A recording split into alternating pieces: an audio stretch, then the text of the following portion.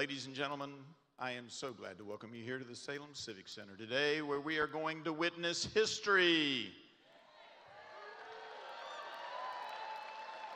The once and future President of the United States, Donald J. Trump, will be here shortly to give one of his classic speeches.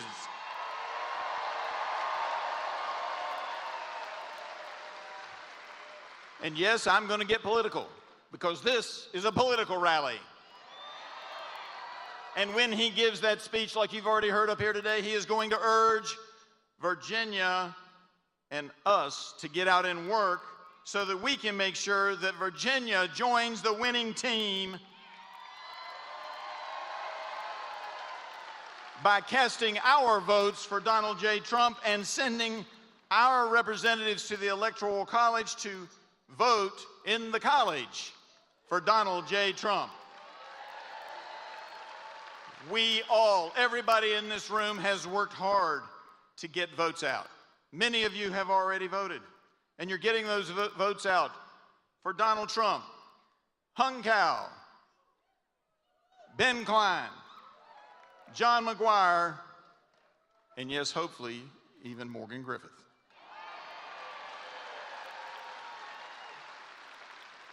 I've been tracking the 9th District the whole time. We're doing all kinds of things to get the vote out. Phone calls, live people. I don't like robocalls. Live people, text messages, speeches, etc. And here's the data as of last night. In the 9th Congressional District, 173,711 people have voted by early voting means. And my analyst who tracks all of this says computer modeling says out of that 173 plus, 831 of them are modeled as Republican voters.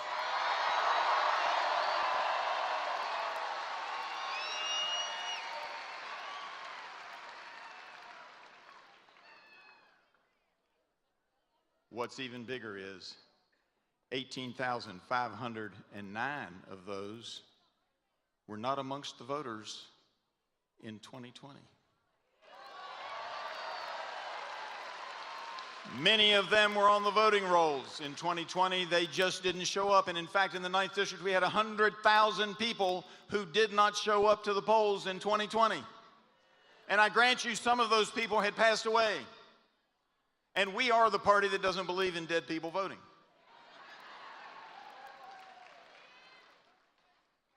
But we have to find those people and get them out to vote. We all must do a little bit more. And you've heard people say, get 10 people out. And some of you are sitting there going, there's no way I can get 10 out. Look, if you get 1 or 2 out, it will help us win Virginia for Donald Trump.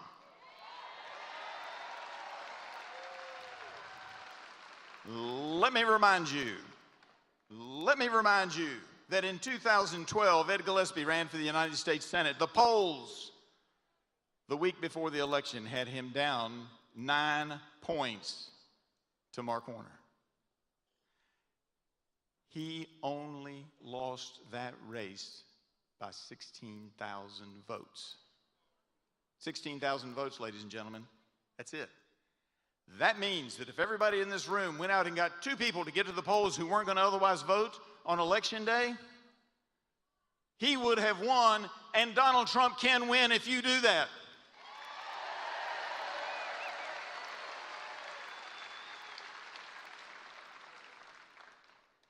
The pollsters in the media said he didn't have a chance.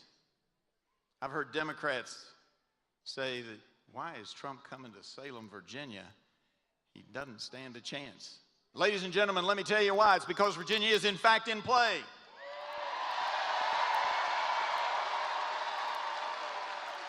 Because they know what we know, and that is if the 5th District, the 6th District, and the 9th District of Virginia turn out and actually vote, we can outvote the 8th, the 10th, and the 11th.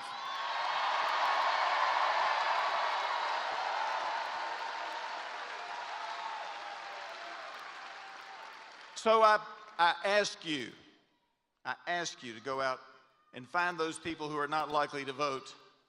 Give them a nudge.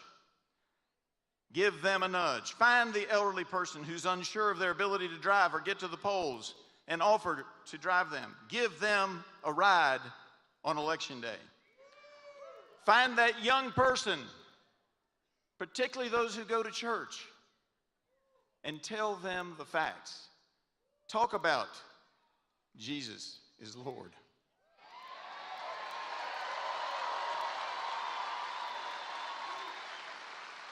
Tell them about the economy and where we were 4 years ago. I had a man say to me, and we've all heard it before, he said to me, I'd give anything for $1.95 a gallon gas, even if it meant a few mean tweets.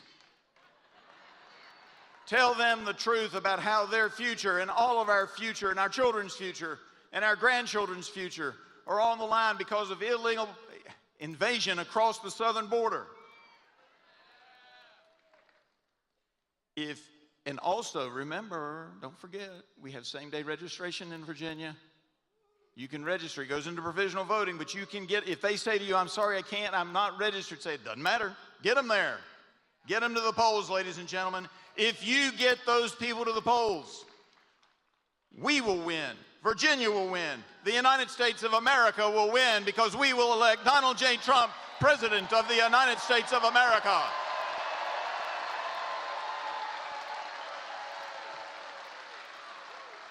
I have been very blessed.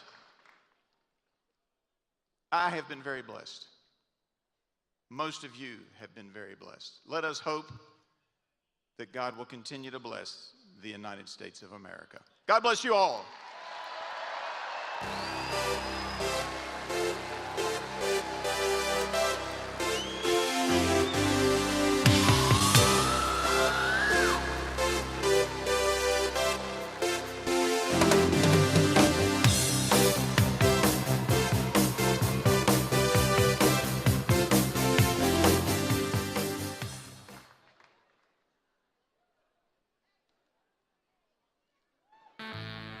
Ladies and gentlemen, please welcome to the stage Governor Glenn Youngkin.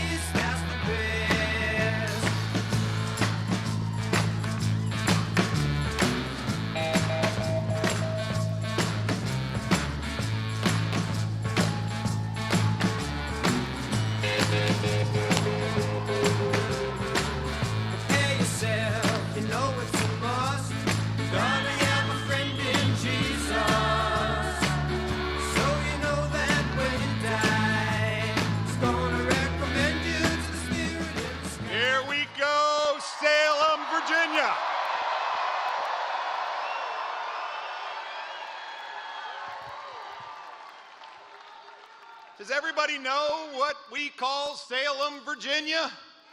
Championship City.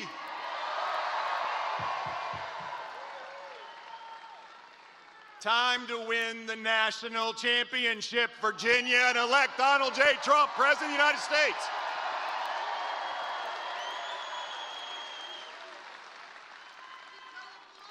Man, there's a lot of you out there.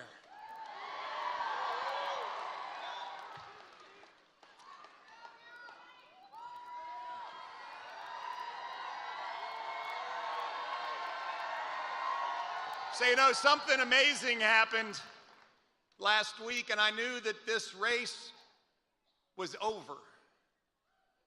I saw President Donald J. Trump wearing an orange vest.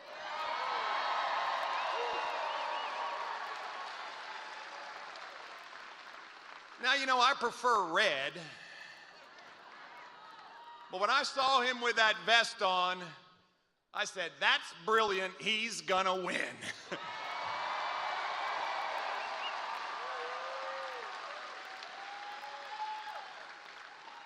What a moment.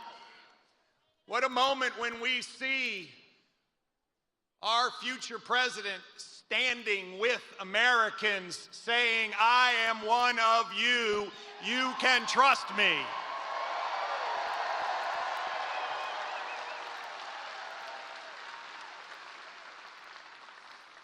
My friends, we are all here standing in a Commonwealth of Virginia that is eternally grateful.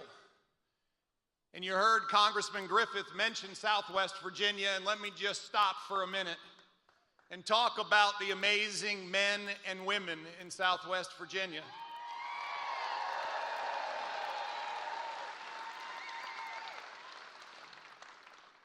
On that Saturday morning after Hurricane Helene blew through, I found myself in Damascus.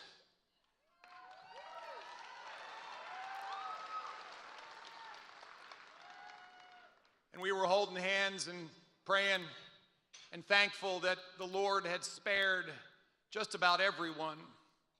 We had 2 tragic deaths, but we had so many lives saved. Our first responders did things that no one could imagine, over 100 life-saving rescues.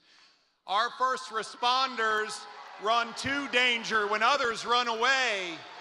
Our first responders said, send me. Our first responders saved lives in Tennessee, saved lives in Virginia.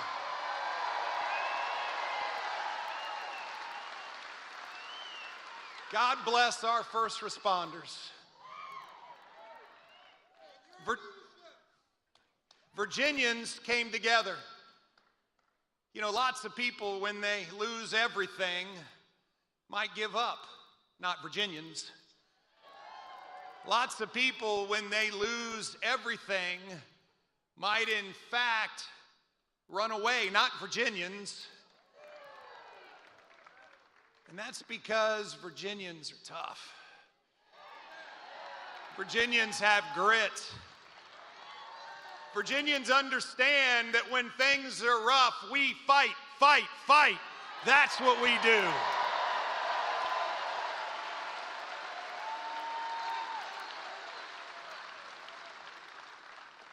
But I want to ask all of you, do not forget about Southwest Virginia. They have a long haul in front of them. They need our support, our financial support, our prayers, our volunteers. They need it, and they're going to need it for a while. But I will tell you this, I know one thing. Southwest Virginia will be better tomorrow than it was yesterday.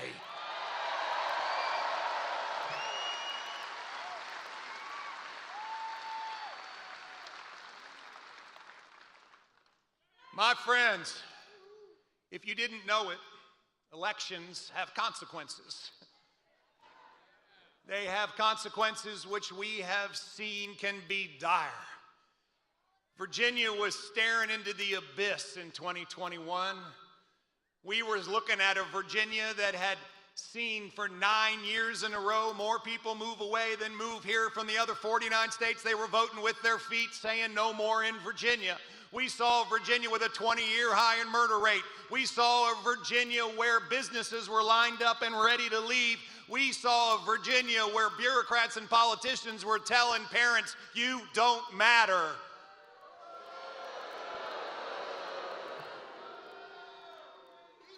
My friends, elections have consequences. And Virginians came together in such a way that it shocked the nation and shocked the world. You hired the nation's best Attorney General in Jason Miyares. You hired the nation's best Lieutenant Governor in Winsome Earl Sears. And my friends, I cannot tell you how honored that I am that you hired me to serve all of you as your governor.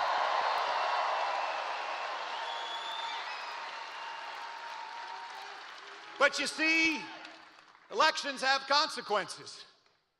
Because of Virginia that was bottom third in the nation in job growth, of Virginia that, yes, saw companies moving away left, right, and center, of Virginia that provided no hope, turned into the best business state in the nation.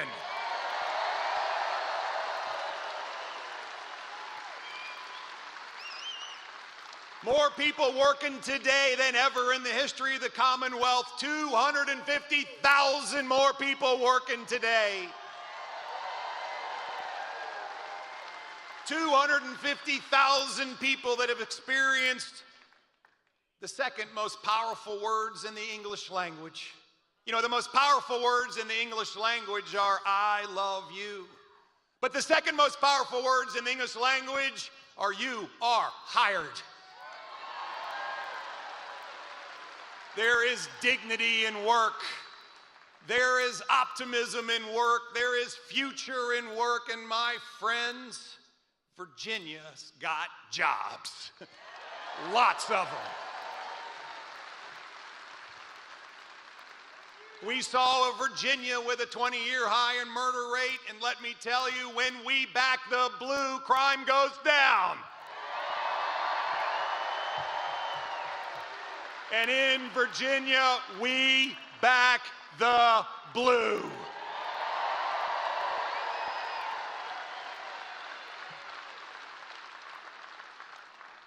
We saw a Virginia where parents were pushed out of their lives. Well, let me tell you, our children know two truths. One, parents matter.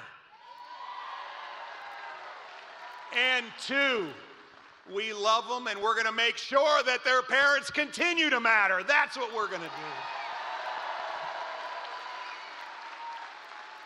My friends, Virginia's roaring. More people working than ever. Over $80 billion of commitments from companies who are already here to invest more, companies that are moving.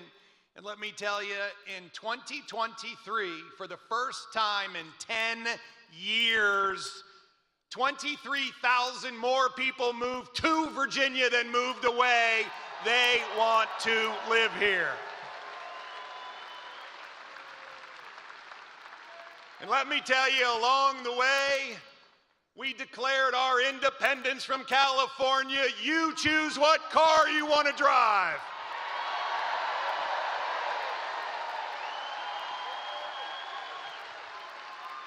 Along the way, we declared $5 billion of tax relief for Virginians. It's your money, not government's. Along the way, we told our veterans, we want you here, not moving away, because you are the fabric of our communities. God bless our veterans.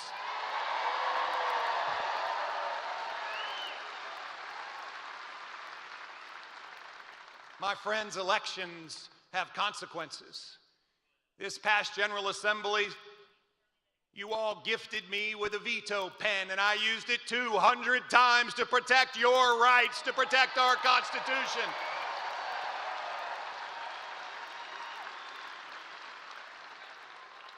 Virginia is soaring. We have seen the difference between the progressive left policies of old and the common sense conservatism of today, and Virginia is winning.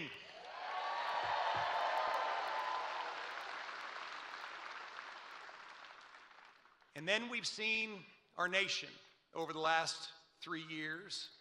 We watched our nation suffer. A nation that truly has been and must be the greatest nation on the face of the earth. A nation that when Donald Trump was president had the most rip-roaring economy that lifted up all Americans. A nation that had a secure border. A nation that projected strength around the world. A nation that was the envy of the world. And Kamala Harris broke it.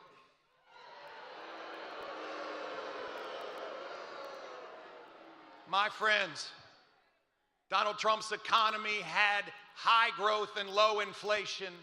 My friends, Donald Trump's economy saw more employment than we have seen. Donald Trump's economy understood that low inflation means more money in your pocket. Donald Trump's economy understands that money belongs to you, not the government.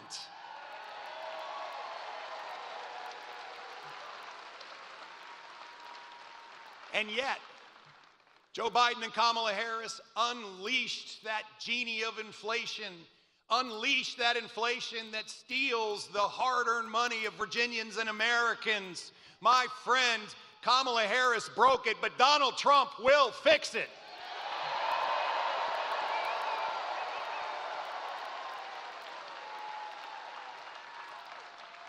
During Donald Trump's presidency, we had a secure border. They remained in Mexico and they were not caught and released. My friends, every state was not a border state. And as your governor, I see every day 5 Virginians die of fentanyl overdoses. I see a box truck driven by 2 Jordanian illegal immigrants try to crash the front gate at Marine Corps Base Quantico.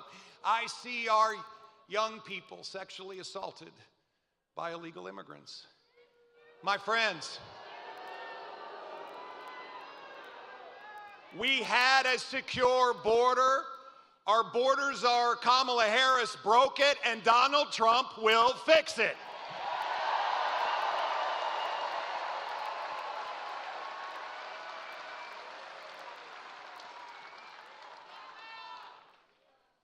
My friends, when Donald Trump was president, there were no new wars.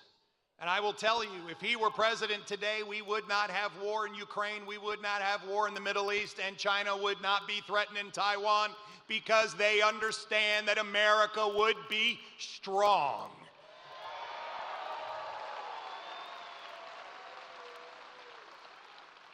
And that's the way it was when Donald Trump was president.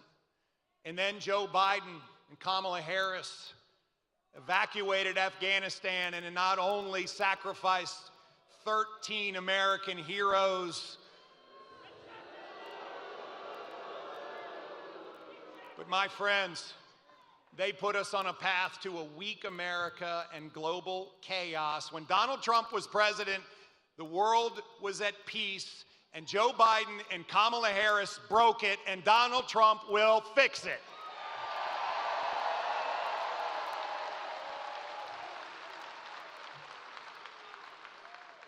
Elections have consequences, and we have seen the consequences play out every single day as we have watched weakness from Joe Biden and Kamala Harris impact every single person in America. They broke it. Donald Trump will fix it. Now, my friends in Virginia, we know how to win elections. They told me back in 2021, no Republican can win statewide in Virginia. And we stood up and said, no, we are gonna win, and we won.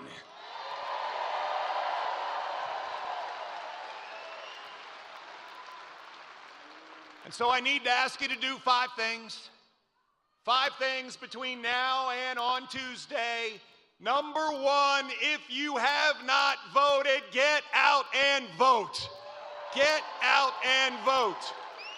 How many people have voted early? Wow. How about that?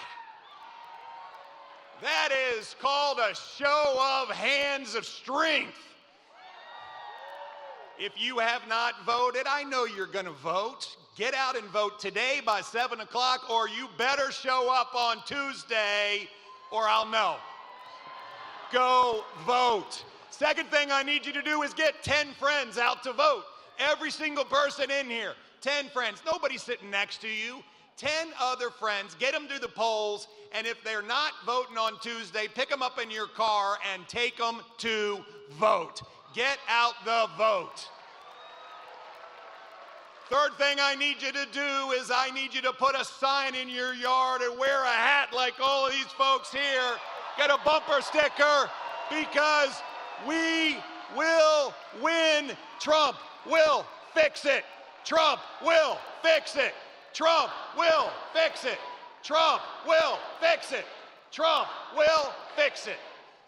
Fourth thing I need you to do, if you are not volunteering at the polls, I need you to volunteer. Why? I need you to be there with one of those sample ballots so that everybody knows that in addition to voting for Donald J. Trump and J.D. Vance, they are voting for Hung Cao for Senate. They are voting for Morgan Lewis or Ben Klein or John McGuire or Jen Kiggins or Derek Anderson for Congress. And they are going to keep voting Republican all the way down. My friends, there are lots of school board races on the ballot. There is nothing more important than to elect common sense conservatives to our school boards for the future of our children.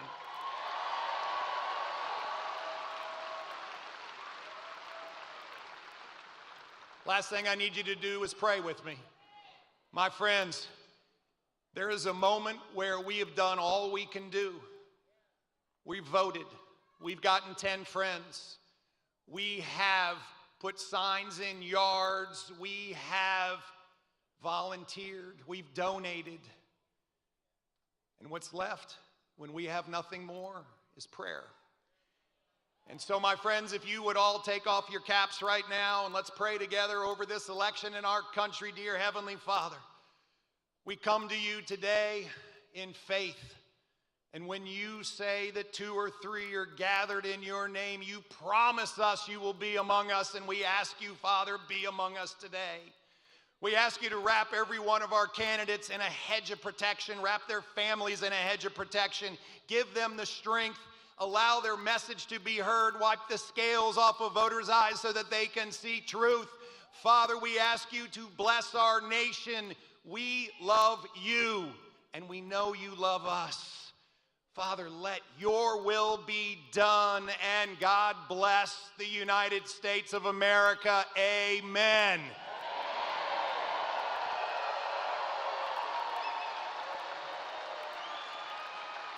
My friends, for those of you that may hail from one of the other 12 former colonies, I am sorry, I'm an unabashedly proud Virginian. It all started in Virginia, and this Tuesday we are going to show the world that Virginia leads again.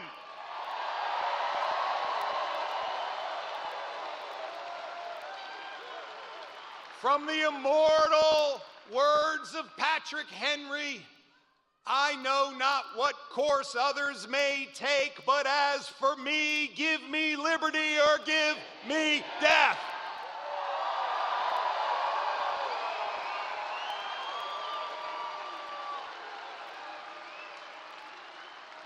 We have people asking, what do we believe? We believe that we have unalienable rights that are granted by an almighty God, not by a king and not by a dictator. And among these unalienable rights are life, liberty, and the pursuit of happiness.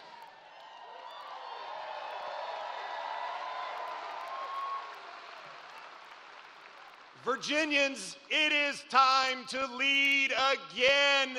On Tuesday, we are going to extend our lead in the House. We are going to flip the Senate, and we are going to put strength back in the White House with Donald J. Trump. God bless you. God bless America.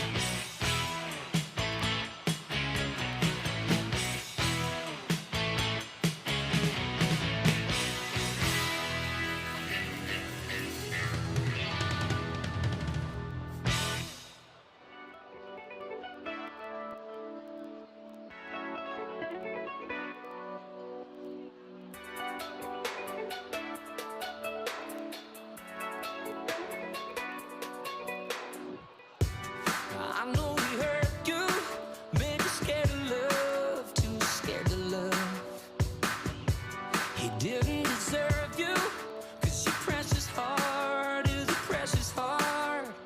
You didn't know what it had, I thank God. Oh,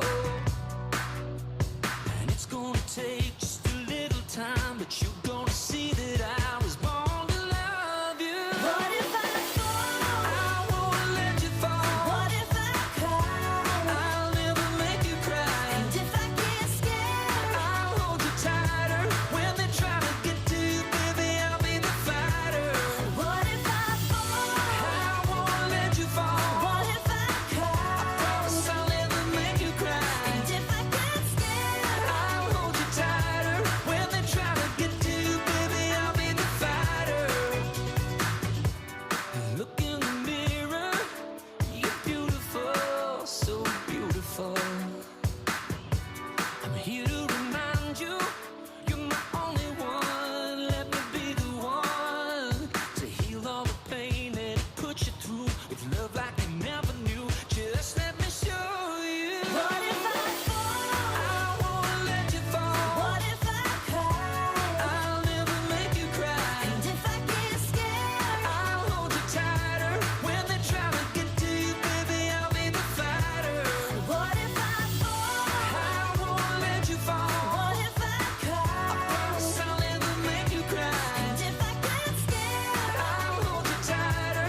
When they try to get to you, baby, I'll be the fighter. I wanna believe that you got me, baby.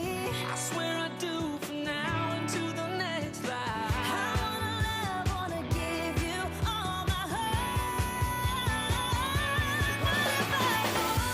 I won't let you fall. What if I cry? I'll never make you cry. And if I get scared, I'll hold you tighter. When they try to get to you, baby, I'll be the fighter. What if I fall? I won't let you fall. What if I cry? I promise I'll never make you cry. And if I get scared, I'll hold you tighter. When they try to get to you, baby, I'll be the fighter. What if I fall? What if I cry?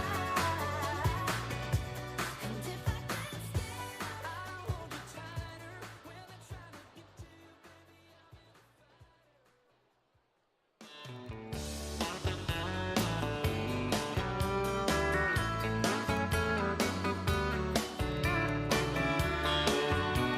The sun is hot and that old clock is moving slow, and so am I. Workday passes like molasses in wintertime, but it's July. Getting paid by the hour and older by the minute.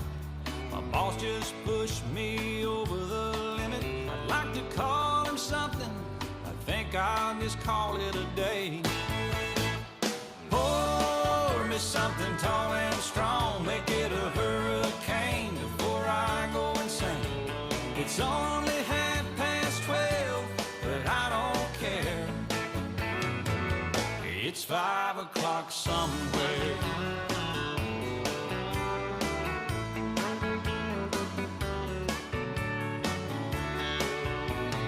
This lunch break is gonna take all afternoon and half the night. Tomorrow morning I know there'll be hell to pay. Hey, but that's alright. I ain't had a day off now in over a year. My Jamaican vacation's gonna start right here. If the phone's for me, you can tell them I just sailed away. And pour me something tall and strong, make it a hurricane before I go insane. It's only 12:30, but I don't care. It's 5 o'clock somewhere.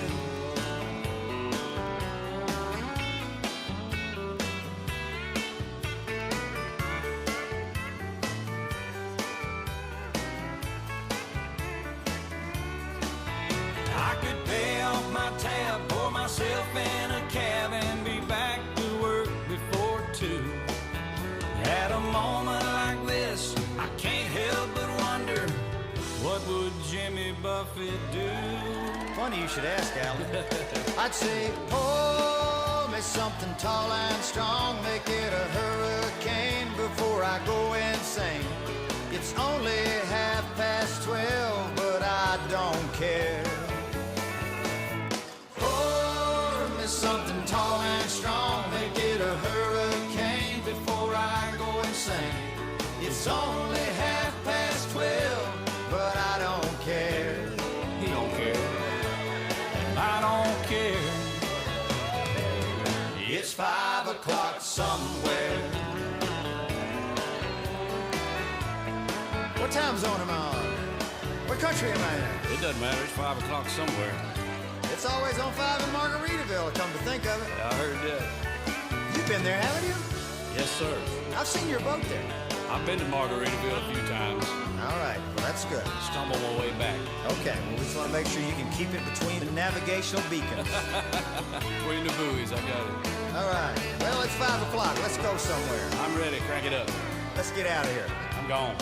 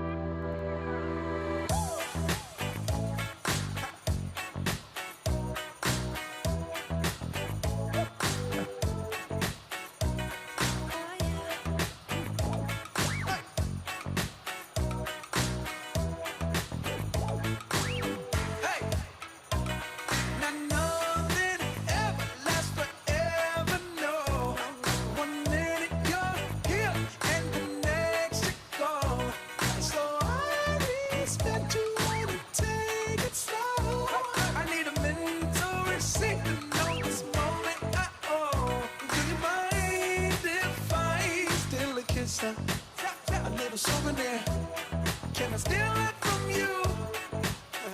To memorize the way you shock me, the way you move it here. Just wanna feel it from you.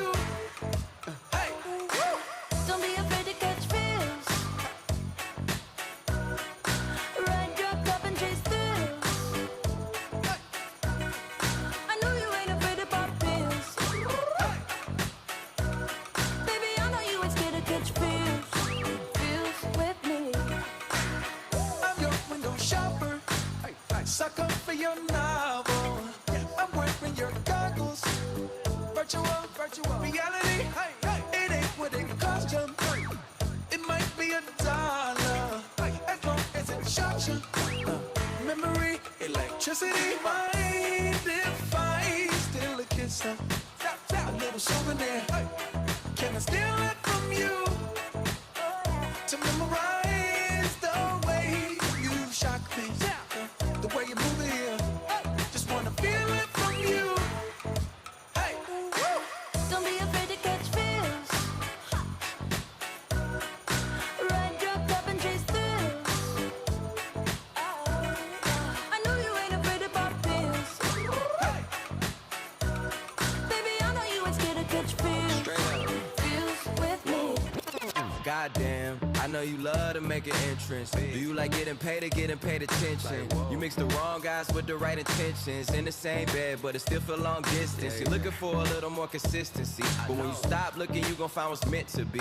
And honestly, I'm way too done with the hoes. I cut off all my exes for your X and O's. I feel my old flings was just preparing me. When I say I want you, say it back, parakeet. Fly your first class through the air, Airbnb. I'm the best you had, you just be comparing me to me. I'ma add this at you. If I put you on my phone and upload it, it'll get maximum views. I came through in the clutch, more than lipsticks and phones. Wore your fave cologne just to get you alone. Don't be afraid to catch feels. Don't be afraid to catch these feels. Ride your cup and chase thrills. I know you ain't afraid to pop pills. Baby, I know you ain't scared to catch feels. Feels with me. Don't be afraid to catch feels. Don't be afraid. Ride your cup and chase thrills.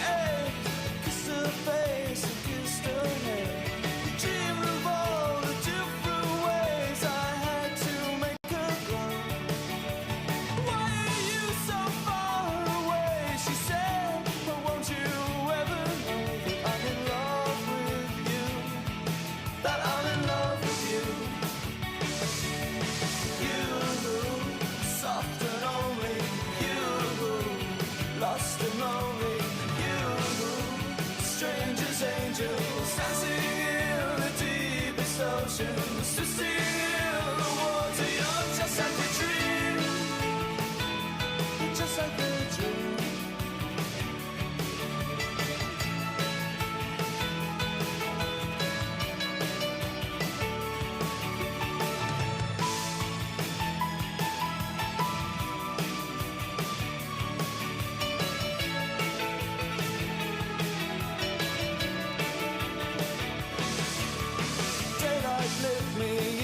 Shape.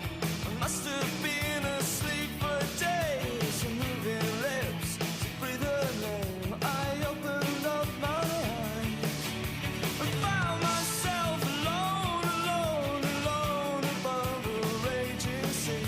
Stole the only girl I loved, drowned her deep inside of me. You, soft and lonely. You, lost and lonely. Just like heaven.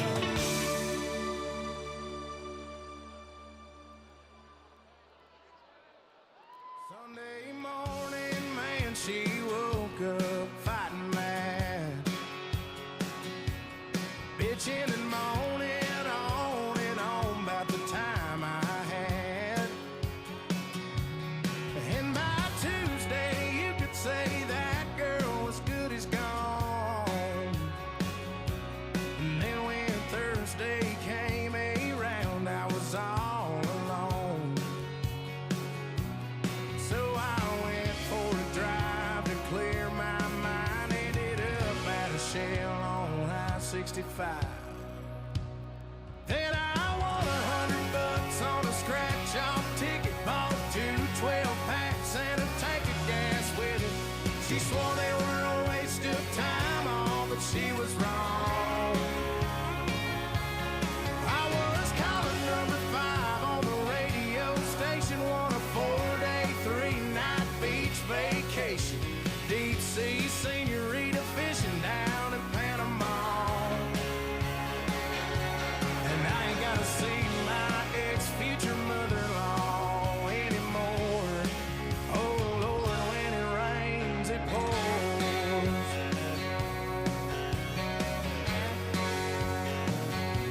Now she was sure to up and apologize when she heard about my newfound luck on that FM dial. And it's crazy how lately now it just seems to come in waves. What I thought was gonna be the death of me was my saving grace. It's got me thinking that her leaving is the only logical reason that I got the last spot in the Hooters parking lot, and the waitress left her number on my check with a heart.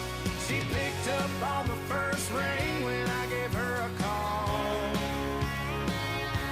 and I spent $5 at the Moose Club raffle, won a used 4-wheeler and 3 free passes for me and 2 of my buddies to play around at golf. And I ain't gotta see my ex-future mother-in-law anymore. Oh Lord, when it rains, it pours. When it rains, it pours. I've been on one hell of a redneck road for 3 weeks now. And it all started on the day that she walked out. Then I won $100 on a scratch-off ticket. Bought 2 12-packs and a tank of gas with it. She swore they were a waste of time, all, but she was wrong. And I was calling number 5 on the radio station, won a 4-day, 3-night beach vacation. Deep sea senorita fishing down in Panama. And I ain't gotta see my ex-future mother-in-law anymore.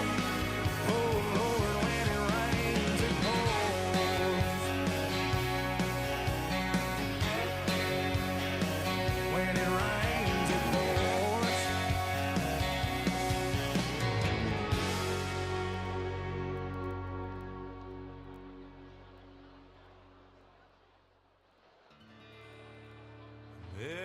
American girls and American guys, we'll always stand up and salute. We'll always recognize when we see old glory flying.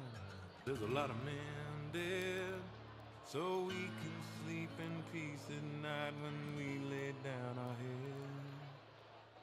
My daddy served in the army, we lost his right eye, but he flew a flag out in our yard till the day that he died. He wanted my mother, my brother, my sister and me to grow up and live happy in the land of the free. Now this nation that I love is falling under attack. A mighty sucker punch came flying in from somewhere in the back. Soon as we could see clearly through our big black eye, man, we lit up your world like the 4th of July. Hey, Uncle Sam, put your name at the top of his list, and the Statue of Liberty started shaking her fist, and the eagle will fly, and it's gonna be here when you hear Mother Freedom start ringing her bell, and it'll feel like the whole wide world is raining down on you. Brought to you courtesy of the red, white, and blue.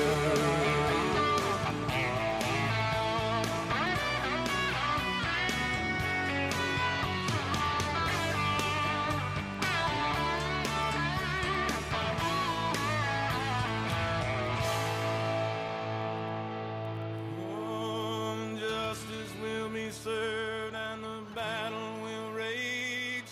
This big dog will fight when you rattle his cage. And you'll be sorry that you messed with the U.S. of A. 'Cause we'll put a boot in your ass, it's the American way. Hey, Uncle Sam, put your name at the top of his list, and the Statue of Liberty started shaking her fist, and the eagle will fly, and it's gonna be hell when you hear Mother Freedom start ringing her bell, and it'll feel like the whole wide world is raining down on you. Brought to you courtesy of the red, white, and blue.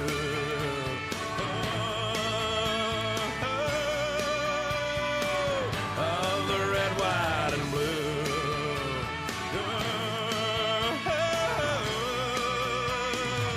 Of my red, white, and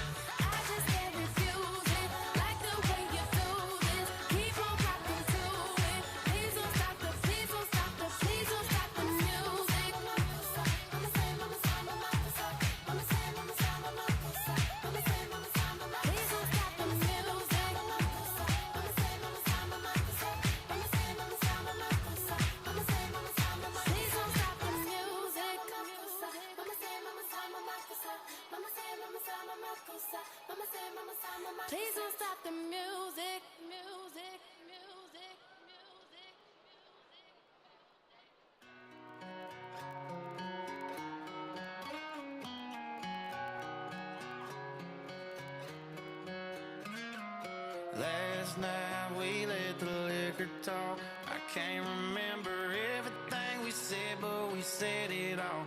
You told me that you wish I was somebody you never met. But baby, baby, something's telling me this ain't over yet.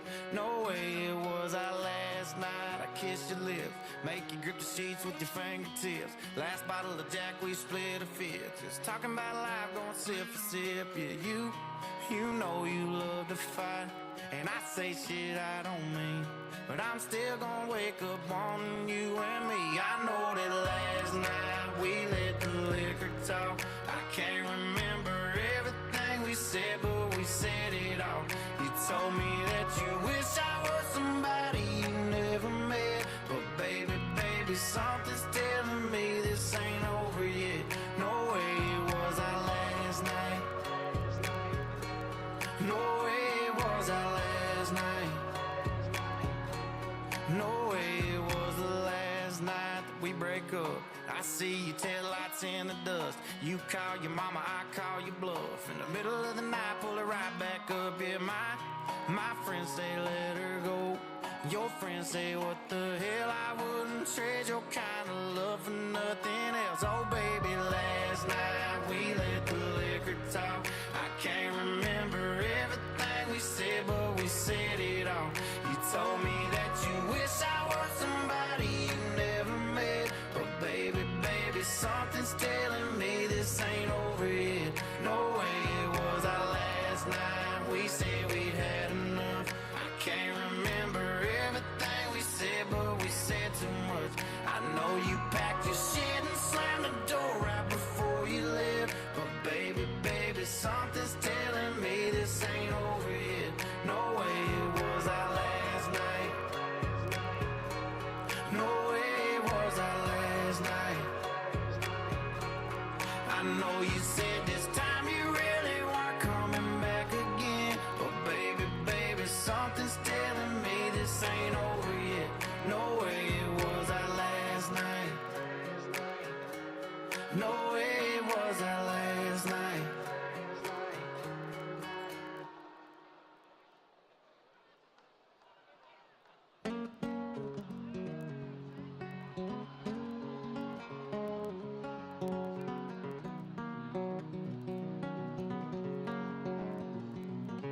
You know, well, I'm a chicken fried and cold beer on a Friday night, a pair of jeans that fit just right, and the radio. Oh, oh, oh.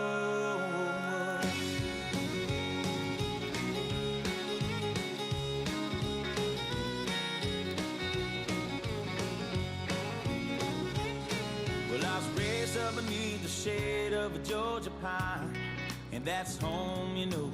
Sweet tea, pecan pie, and homemade wine, where the peaches grow.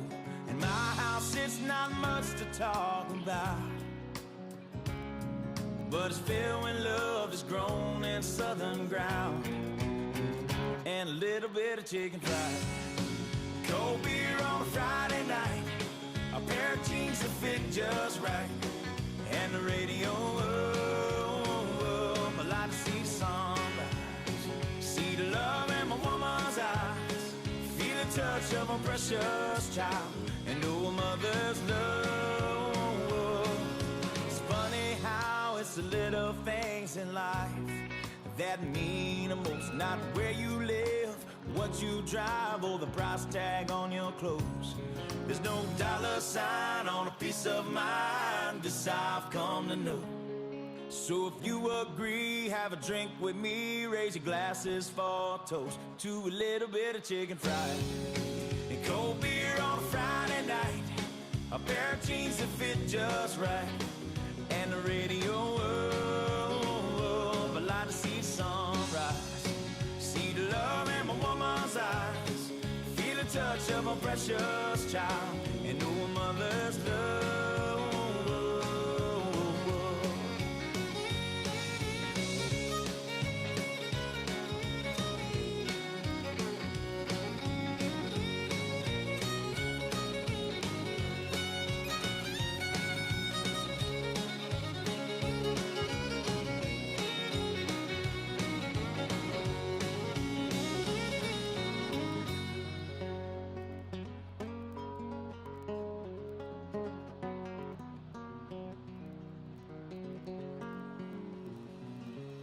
thank God for my life, for the stars and stripes.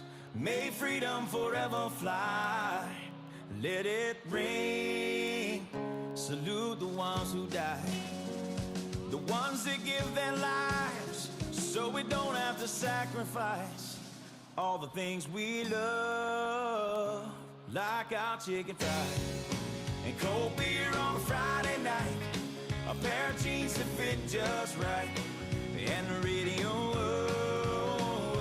I like to see the sunrise, see the love in my woman's eyes, feel the touch of a precious child, and know a mother's love gets a little chicken fried and cold beer on a Friday night, a pair of jeans that fit just right, and the radio up.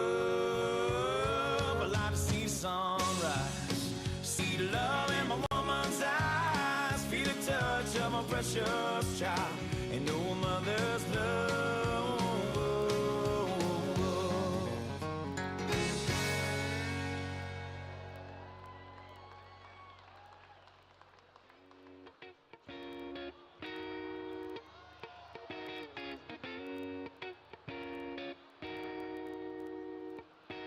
I hopped off the plane at LAX with a dream in my cardigan. Welcome to the land of fame excess. Am I gonna fit in? Jumped in the cab, here I am for the first time. Look to my right and I see the Hollywood sign. This is all so crazy. Everybody seems so famous. My tummy's turning and I'm feeling kinda homesick. Too much pressure and I'm nervous. That's when the taxi man turned on the radio and a Jay-Z song was on. And the Jay-Z song was on. And the Jay-Z song was on. So I put my hands up to play my song with butterflies fly away. Nodding my head like yeah, moving my hips like yeah. Got my hands up to play my song, you know I'm gonna be okay. Yeah, it's a party in the USA. Yeah, it's a party in the USA. Get to the club in my taxi cab, everybody's looking at me now.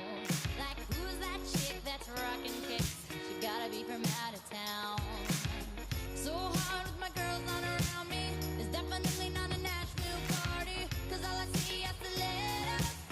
I guess I never got the memo.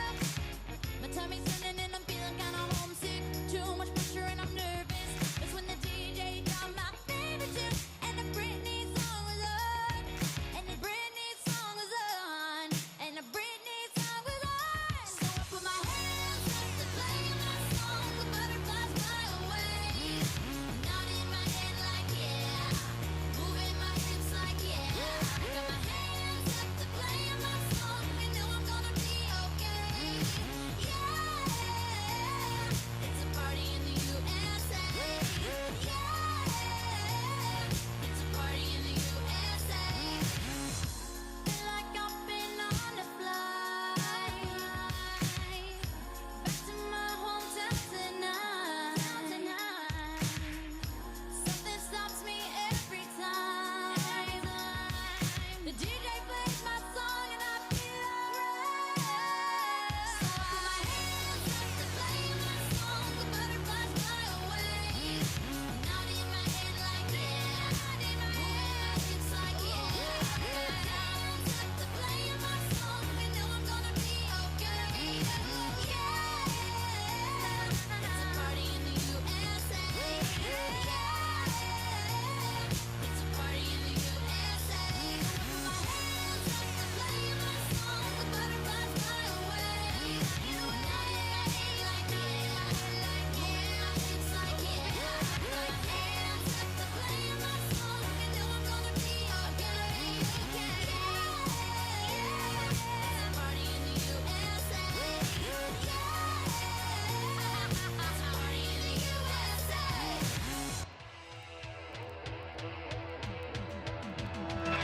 Try to be best, cause you're only a man, and a man's got to learn to take it. Try to believe, though the going gets rough, that you gotta hang tough to make it. History repeats itself, try and you succeed. Never doubt that you're the one, and you can have your dream.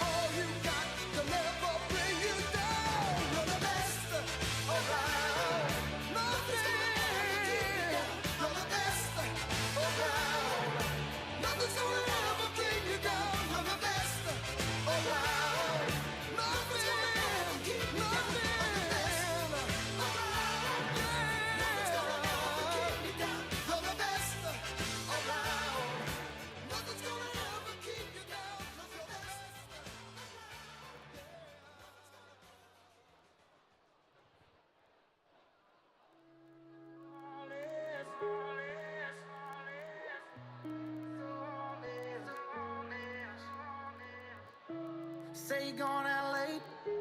I count down till you call me.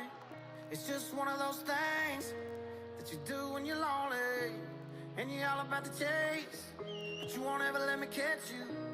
And I wish it was the same, but I know I'm gonna let you win again. And when I do, it's gonna hurt like hell, and you don't mean to. That's what I tell myself. But why you gotta be so heartless? I know you think it's harmless. You're tearing me apart, and girl, the hardest part is you're so high on attention, taking miles from inches.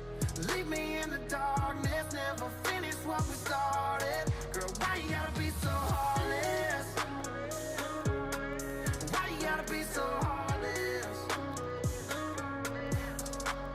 Look, Monday night was definitely not a night. Tuesday night was just another fight. Wednesday I thought everything would change. Thursday came and it was still the same. Friday night we went out on the town. Saturday we should've burned it down. Sunday morning came and now you're gone. I should probably know this shit by now. Oh, I should probably know this shit by now, but no, no. Why you gotta be so heartless? I know you think it's harmless. You're tearing me apart, and girl, the hardest part is you're so high on attention, taking miles from inches. Leave me in the darkness, never finish what we started. Girl, why you gotta be so heartless? Why you gotta be so heartless? Girl, why you gotta be so in between loving me and leaving? Oh, I should probably know this shit by now, but no. Why you gotta be so heartless? I know you think it's harmless. You're tearing me apart, and girl, the hardest part is you're so high on attention, taking miles from inches.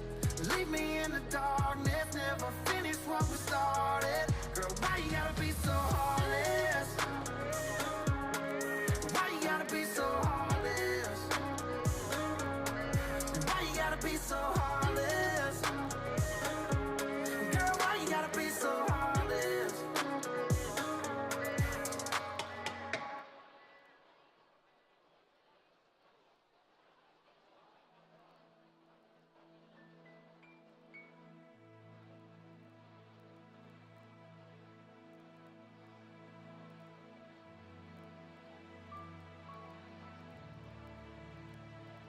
I'm just trying to be a father, raise a daughter and a son, be a lover to their mother, everything to everyone, up and at 'em bright and early, I'm all business in my suit.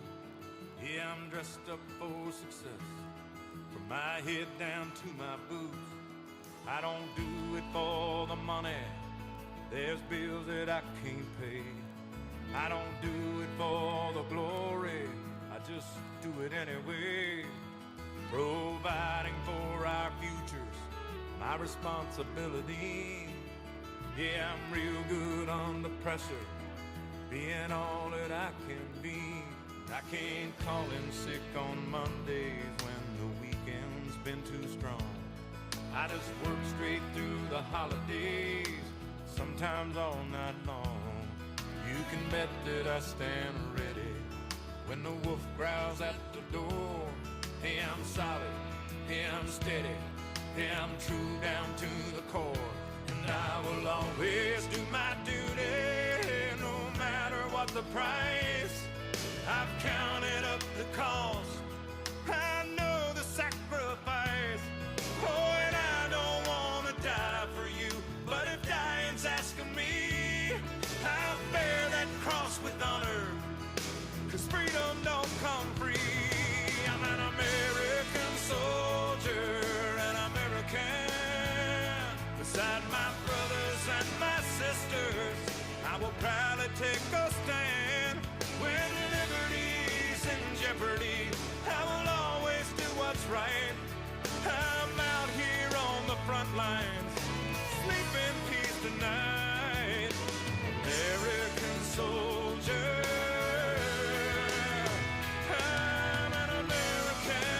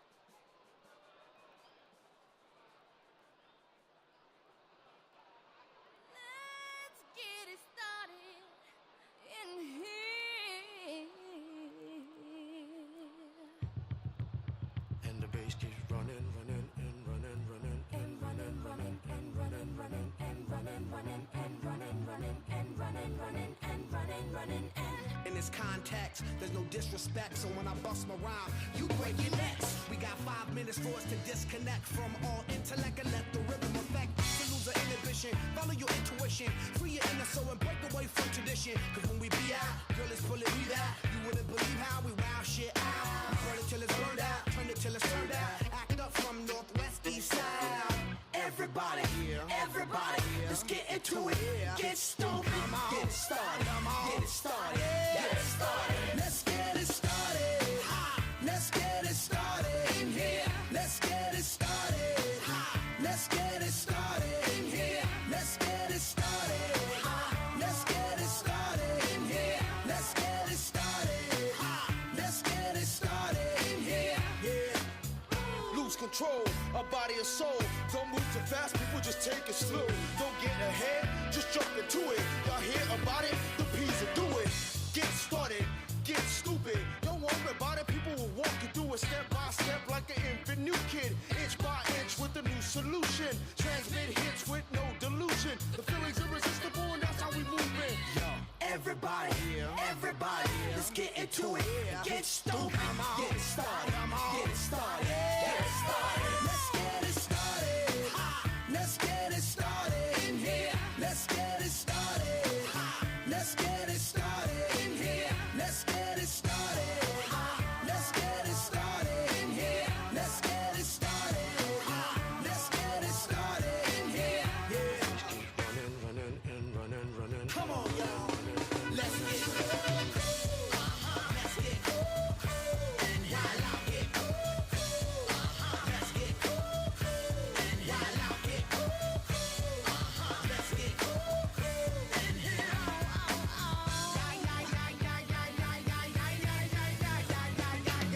Let's get ill, that's the deal. Applicator will bring the bug dot drill.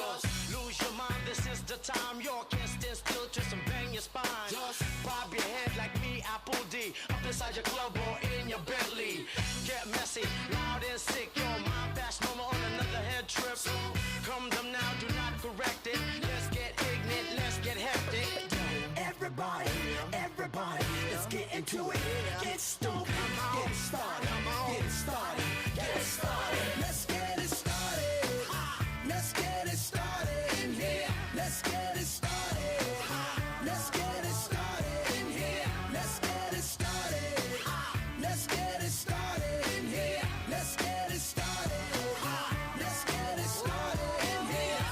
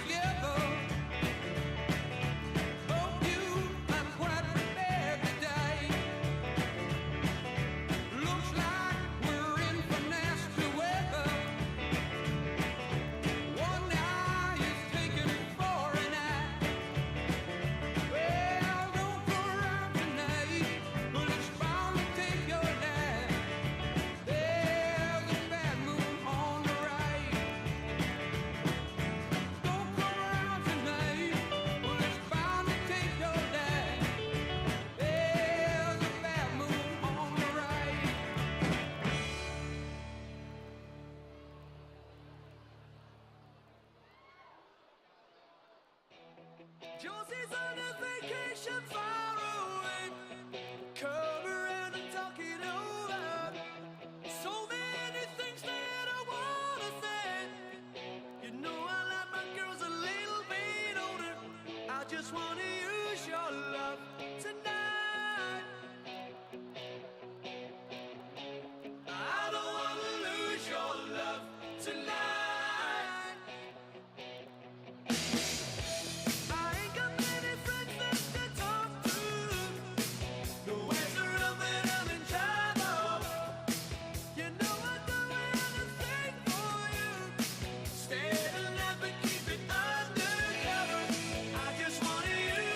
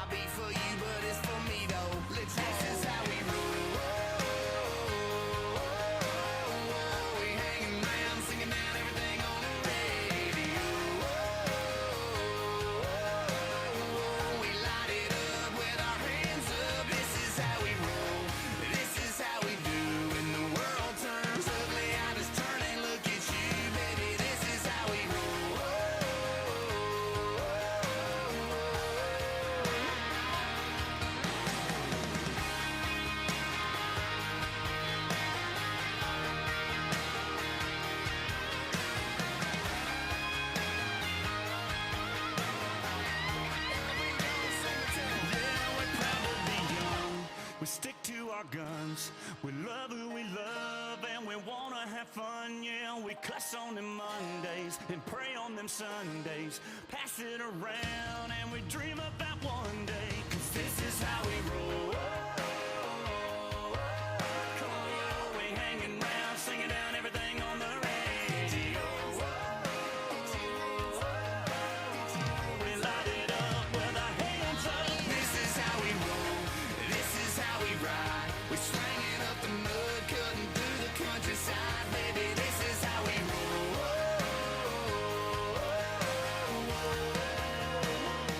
Yeah, this is how we roll. This is how we roll. Yo, LB, let's go. Yeah, this is how we roll. This is how we do.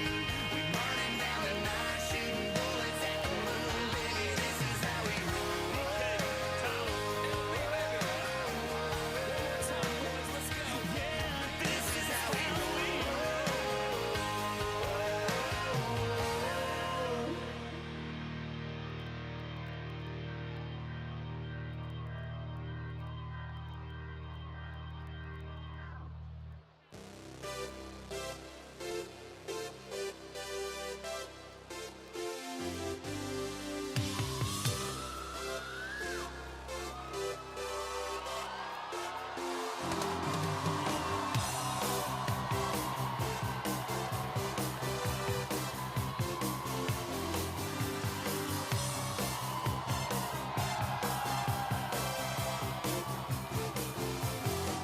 I get up and nothing gets me down. You got it tough. I've seen the toughest around, and I know, baby, just how you feel.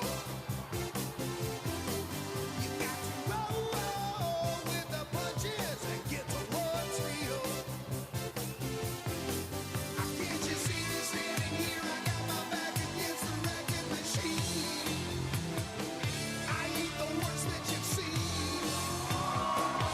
Can't you see what I mean? Might as well jump, jump. Might as well jump. Go ahead and jump, jump. Go ahead and jump. Oh, hey you, who said that? Baby, how you been? You say you don't know, you won't know until you begin. So can't you see me standing here? I got my back against the wrecking machine. I ain't the worst that you've seen. Can't you see what I mean? Might as well jump, jump. Go ahead and jump. Might as well jump, jump. Go ahead and jump. Jump.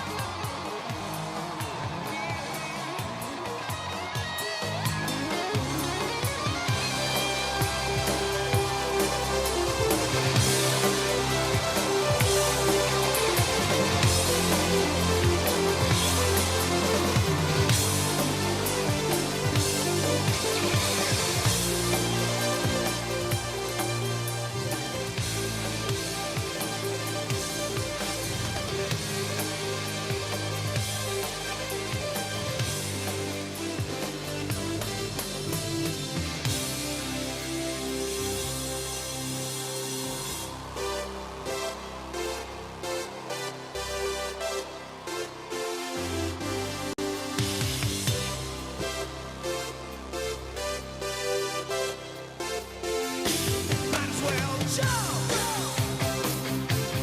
Go ahead and jump.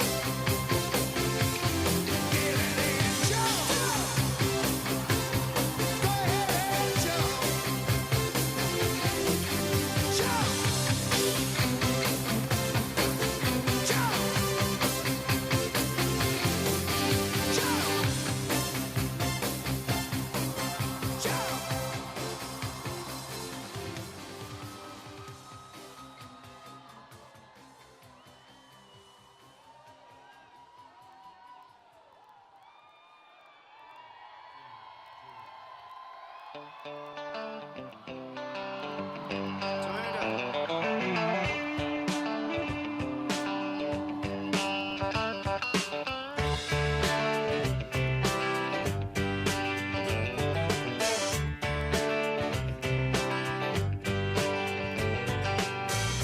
Big wheels keep on turning, carry me home to see my kin, singing songs about the Southland. I miss Alabama once again, and I think it's the same. Yes.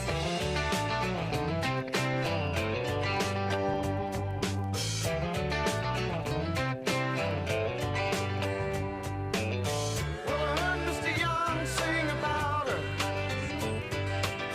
Well, I heard O'Neill put her down. Well, I hope Neil Young will remember. I said that man don't need him around anyhow. Sweet home Alabama, where the skies are blue. Sweet home Alabama, Lord, I'm coming home to you.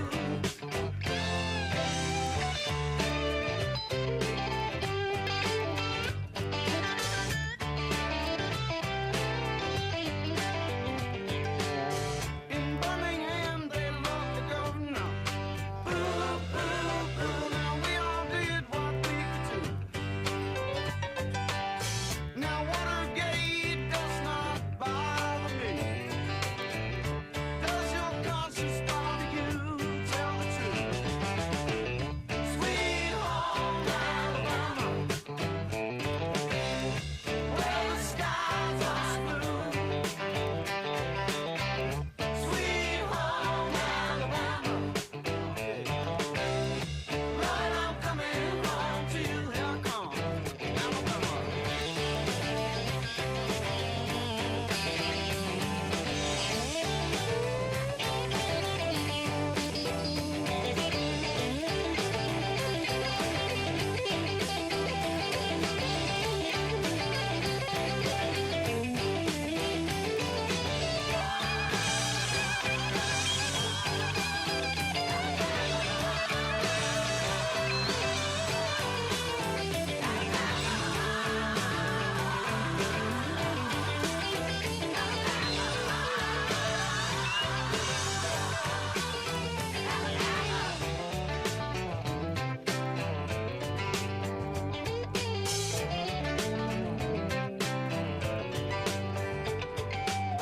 Now Muscle Shoals has got the swampers,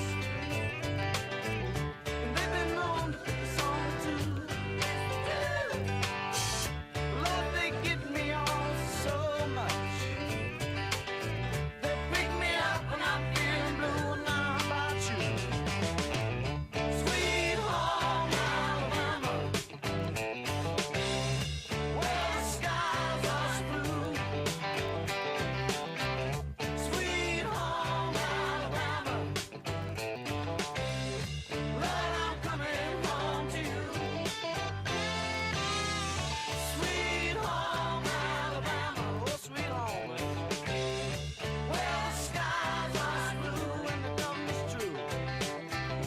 Sweet home Alabama, Lord, I'm coming home to you. Yeah, yeah. My dollars, goddamn.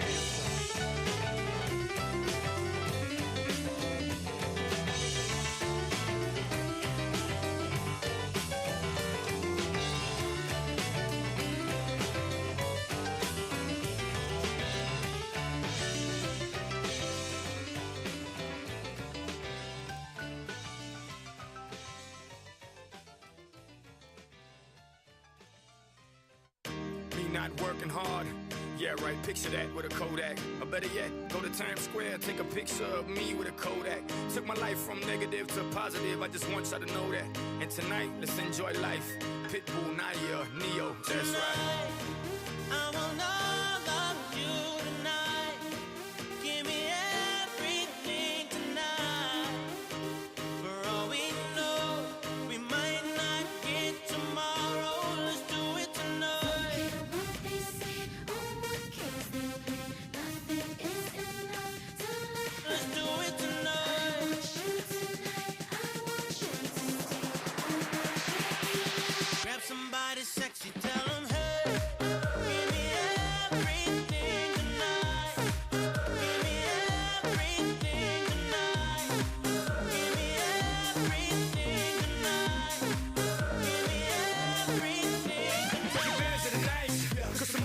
to Dubai to perform for a princess. But tonight, I can make you my queen and make love to you endless. It's insane the way the name growing, money keep flowing. Hustlers moving silent, so I'm tiptoeing. So keep blowing, I got it locked up like Lindsay Lohan. Put it on my life, baby. I'll make it feel right, baby. Can't promise tomorrow, but I promise tonight. Excuse me, and I might drink a little more than I should tonight. And I might take you home with me if I could tonight. And baby, I'ma make you feel so good tonight. Cause we might not get tomorrow. Tonight, I want all of you tonight. Give me everything tonight. For all we know, we might not get tomorrow. Let's do it tonight.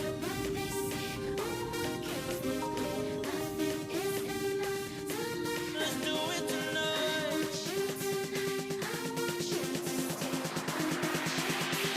Grab somebody sexy, tell them, hey, give me everything tonight. Give me everything tonight. Give me everything tonight. Give me everything. Reach for the stars, and if you don't grab them, at least you'll fall on top of the world. Think about it, cause if you slip, I'm gonna fall on top of your girl. What I'm involved with is deeper than the Masons, baby, and it ain't no secret. My family's from Cuba, but I'm an American. I don't get money like secrets. Put it on my life, baby. I'll make it feel right, baby. Can't promise tomorrow, but I promise tonight, darling. Excuse me, and I might drink a little more than I should tonight. And I might take you home with me if I could tonight. And baby, I'ma make you feel so good tonight. Cause we might not get tomorrow. Tonight, I want all of you tonight. Give me everything tonight. For all we know, we might not get tomorrow. Let's do it tonight.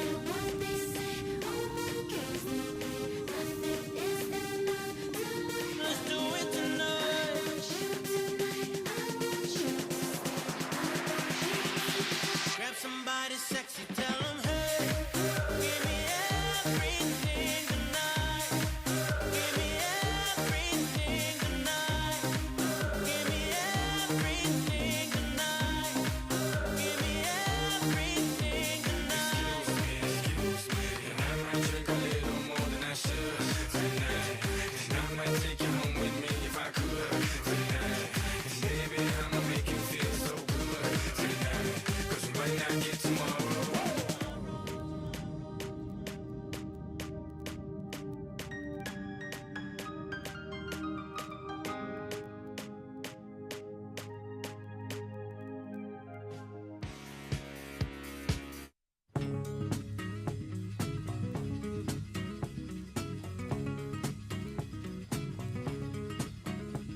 Jolene, Jolene, Jolene, Jolene, I'm begging of you, please don't take my man.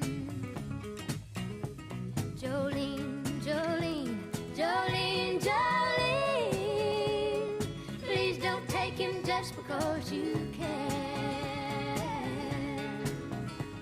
Your beauty is beyond compare, with flaming locks of auburn hair, with ivory skin and eyes of emerald green. Your smile is like a breath of spring, your voice is soft like summer rain, and I cannot compete with you, Jolene. He talks about you in his sleep, and there's nothing I can do to keep from crying when he calls your name, Jolene. And I can easily understand how you could easily take my man, but you don't know what he means to me, Jolene. Jolene, Jolene, Jolene, Jolene, I'm begging of you, please don't take my man. Jolene, Jolene, Jolene, Jolene, please don't take him just because you can. You could have your choice of men, but I could never love again. He's the only one for me, Jolene. this talk with you. My happiness depends on you and whatever you decide to do, Jolene. Jolene, Jolene, Jolene, Jolene. I'm begging of you, please don't take my man. Jolene, Jolene, Jolene, Jolene. Please don't take him even though you can. Jolene, Jolene.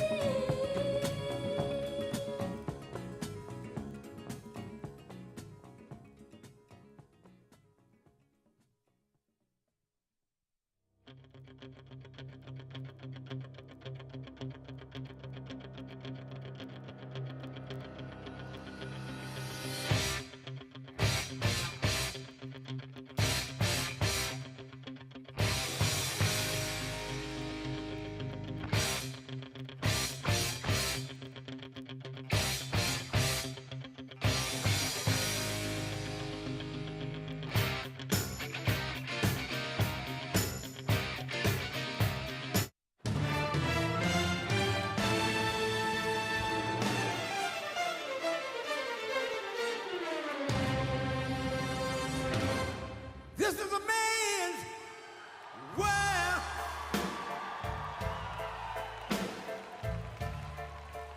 This is a man's world.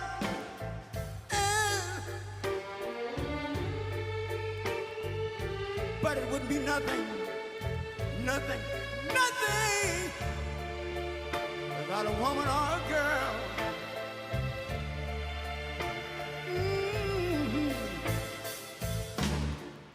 You see, man made the car to take us over the road. Man made the train, carry the heavy load. Man made the electric lights to take us out of the dark. And man made the boat for the water. Like my Bible said, Noah made the ark. This is a man's world. Ow! But it wouldn't be nothing, nothing, nothing without a woman or a girl.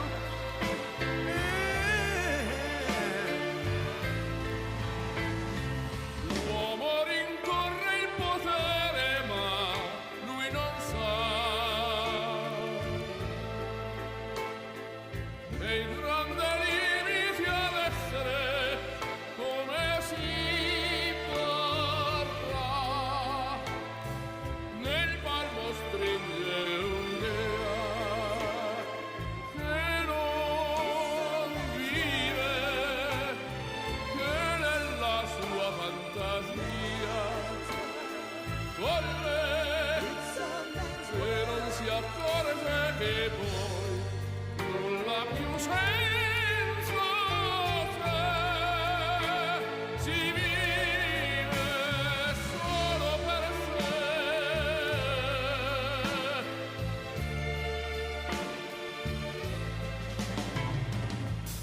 Man thinks about a little bit of baby girls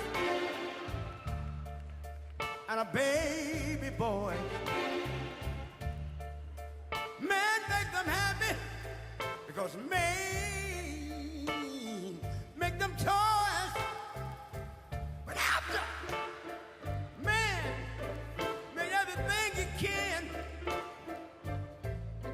man made lira, pesos, dollars, rubles to buy from every good woman and every man. Ow! This is a man's world. Senso c'è, But it wouldn't be nothing. solo per sé, solo per sé. He's lost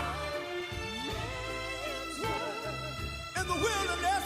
It's a man's world.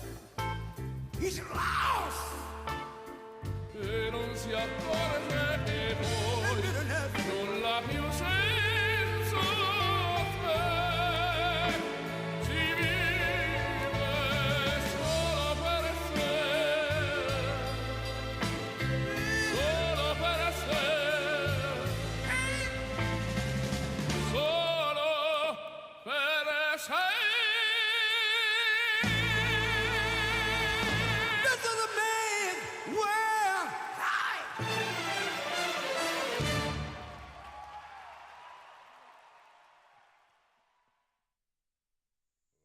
been selling my soul, working all day, overtime hours for bullshit pay, so I can sit out here and waste my life away, drag back home and drown my troubles away. It's a damn shame what the world's gotten to for people like me, people like you. Wish I could just wake up and it not be true, but it is. Oh, it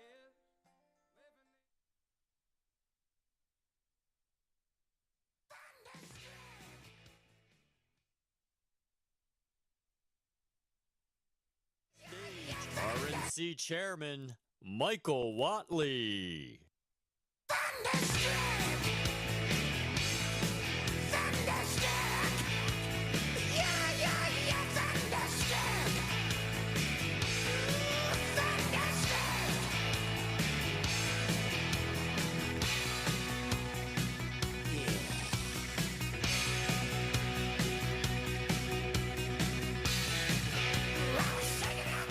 Well, God bless Virginia. How's everybody doing today? Everybody ready to welcome the 45th and the 47th President of the United States?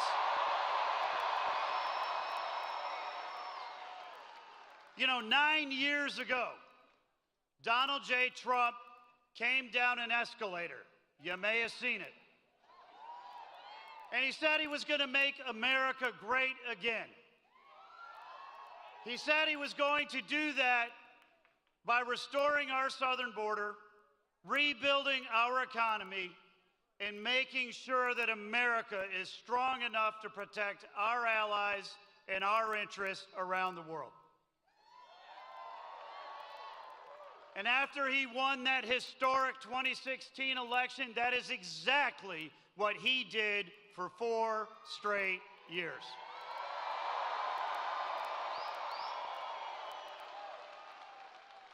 And look at where we are today.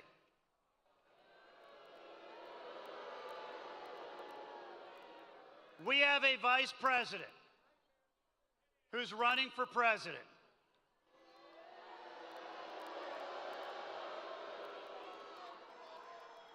who, as borders are, led the administration to take 94 executive actions to dismantle the most secure southern border that we've ever had and allow 10, 15, 20 million illegal aliens inside the United States.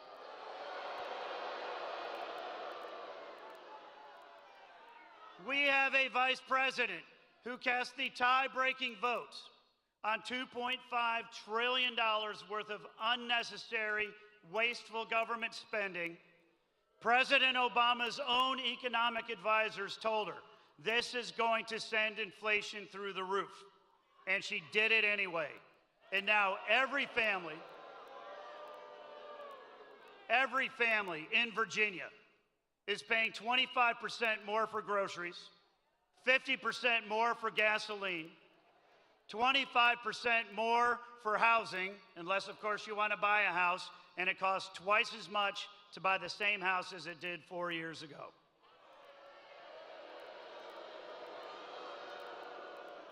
We have a vice president who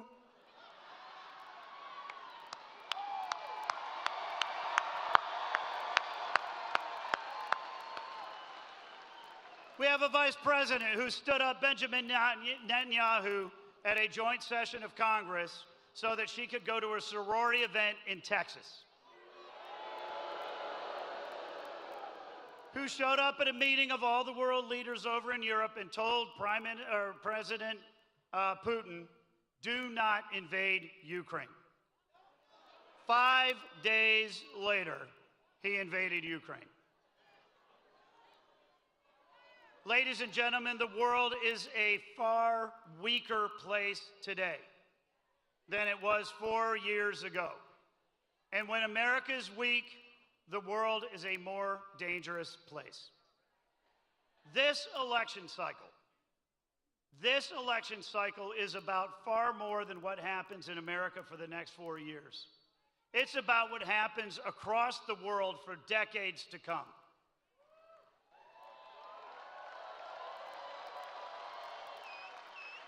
And the question that you have to ask yourselves before you go vote is a pretty simple question. Do you want America to be strong, or do you want America to be weak?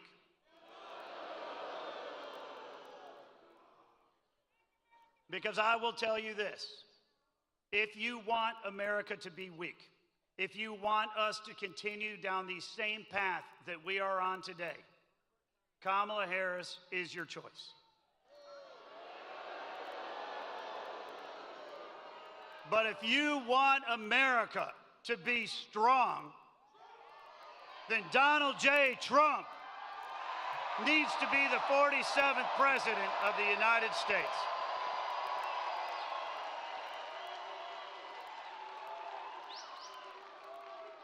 So here we are, 3 days away from the most important election of your lifetime.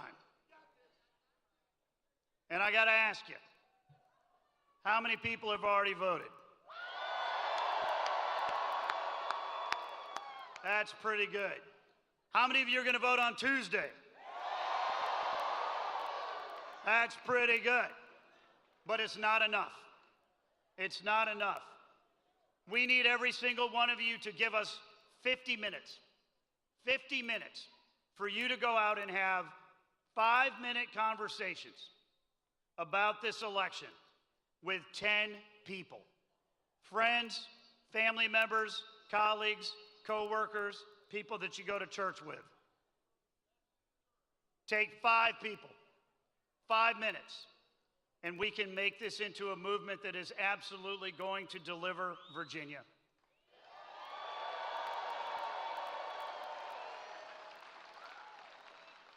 That is absolutely going to make sure that we are going on Election Day to flip the Senate,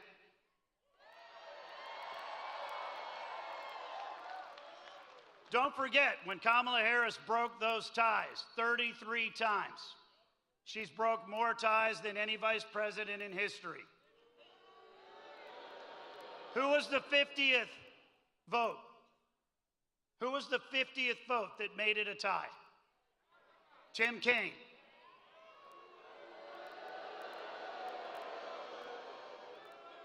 Virginia deserves better. Virginia deserves Hung Cao in the Senate.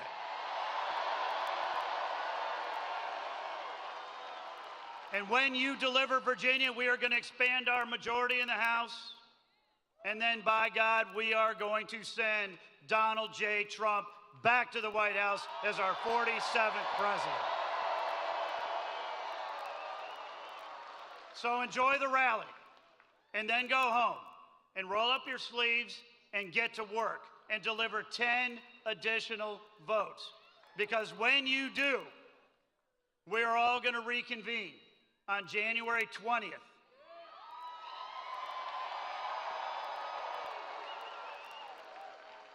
And we're going to have Donald J. Trump roll up his sleeves and get to work and make America great again.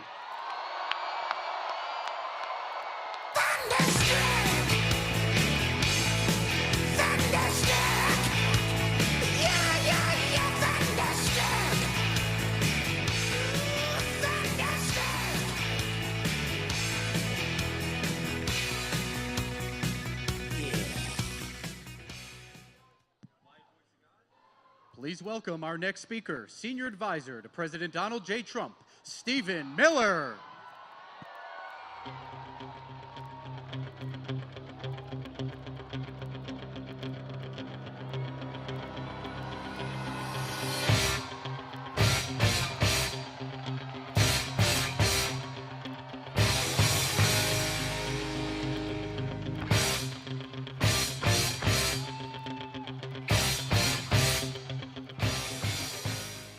Are we excited, Virginia? This Tuesday, the Commonwealth of Virginia can elect Donald Trump, send him back to the Oval Office, reclaim the White House, and end the last 4 years of inflation, of open borders, of economic misery, of humiliation, degradation, abuse, hoaxes, lies, slanders. You can have your country back. You can have your future back. You can have your state back. You can look your children in the eye and say, we did it. We saved America. We saved this republic. We didn't let it get stolen from us. You read the same headlines every day that I read. You see one story after another of an illegal alien criminal raping and murdering an innocent American. What kind of government, what kind of vice president, what kind of border czar would not just allow but actively import criminal illegal aliens that will assault and violate and murder our citizens? That's not just wrong, it's monstrous, it's sinister, it's reprehensible, it's despicable, it's detestable, it's disqualifying. And one man has had the courage these years to step forward and say, we are a sovereign nation. You will not violate our borders. You will not violate our citizens. You will not violate our families. You will not take over our schools. You will not take over our hospitals. We will keep America safe, proud, and secure. No family, no parent, no child should have to go around this state worried about migrant crime, about MS-13, about transnational gangs. For the love of God, what kind of country would take criminals from other nations and put them into your cities and your communities, where your children walk to school, where they play at the park, where you want to be able to take a walk with your spouse in safety? You can have a society that is safe. You can have a future that is secure. You can have a country that prioritizes your own citizens, your own countrymen. You can have all of that. You can have it and so much more. You can have prosperity. You can have wealth. You can have rising wages. You can have incredible breakthroughs in technology. You can have everything you ever dreamed as an American. But one thing is standing in your way, and that's the current administration that's in power right now, this corrupt administration that doesn't care about you, doesn't give a damn about you, doesn't give a damn about your families or your children, that doesn't care if you suffer, if you hurt, that doesn't care if moms cry because their kids have been murdered and stolen from them. They don't care about that at all. They don't care about you or this country, but one man cares about you and your children and your future. And we know that man's name. And that man's name is Donald J. Trump. And so the people of Virginia, the people of this state, you can deliver the justice and the security and the incredible future that we all deserve as Americans. This is a man who didn't back down after the lawfare, after the hoaxes, the slander, the defamation, when they came for his freedom, when they came for his family, when they came for his business, and when they came even for his life, he didn't back down. And if he goes back to the Oval Office, he will fight for you every single day. So I need you to mobilize, energize, and do the work over these next few days and deliver a tsunami of votes in the Commonwealth of Virginia for Donald Trump. Do it for everyone who's been forgotten and left behind. And I promise you, I swear to you, if you leave this arena today and you get your friends, family members, colleagues, and coworkers to the polls, then Tuesday will be the day that America was saved, our civilization was rescued, our children were protected, our country was defended, and America's greatest days will be right in front of us. Thank you, Virginia. Thank you to the patriots in this room. And God bless the United States of America.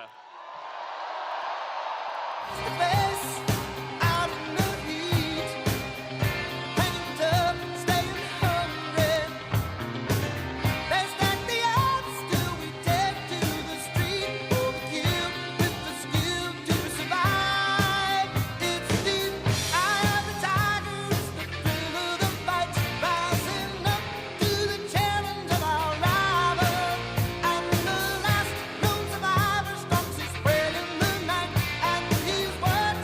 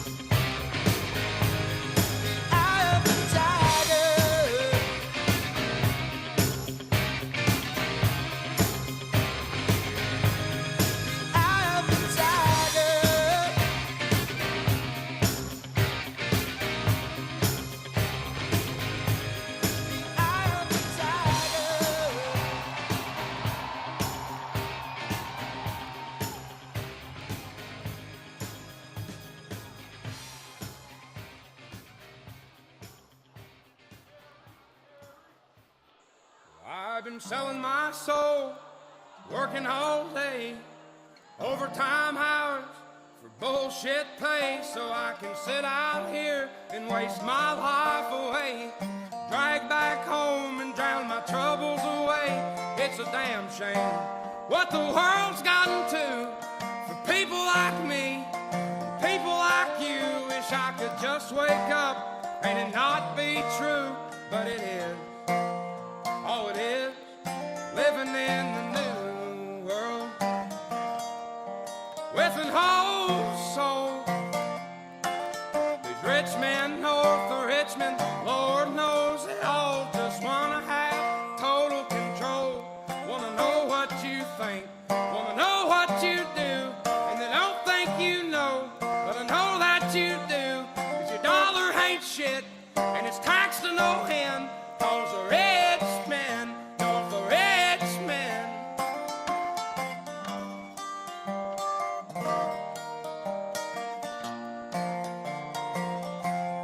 I wish politicians would look out for miners, and not just miners on an island somewhere. Lord, we got folks in the street, ain't got nothing to eat, and the obese milking welfare. Well, God, if you're 5'3" and you're 300 pounds, taxes ought not to pay for your bags of fudge rounds. Young men are putting themselves 6 feet in the ground, 'cause all this damn country does is keep on kicking them down. Lord, it's a damn shame what the world's gotten to for people like me, people like you. Wish I could just wake up and it not be true, but it is.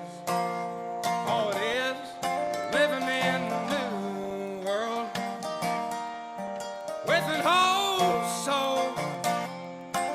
These rich men north of Richmond, Lord knows they all just wanna have total control. Wanna know what you think, wanna know what you do, and they don't think you know, but I know that you do, 'cause your dollar ain't shit, and it's taxed to no end, 'cause the rich men, north of Richmond.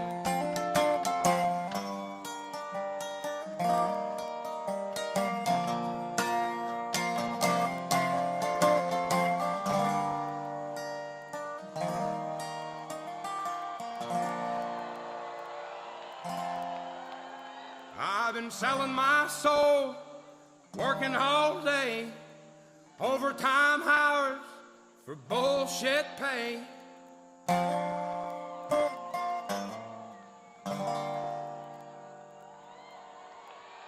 Please, please, please, please, please,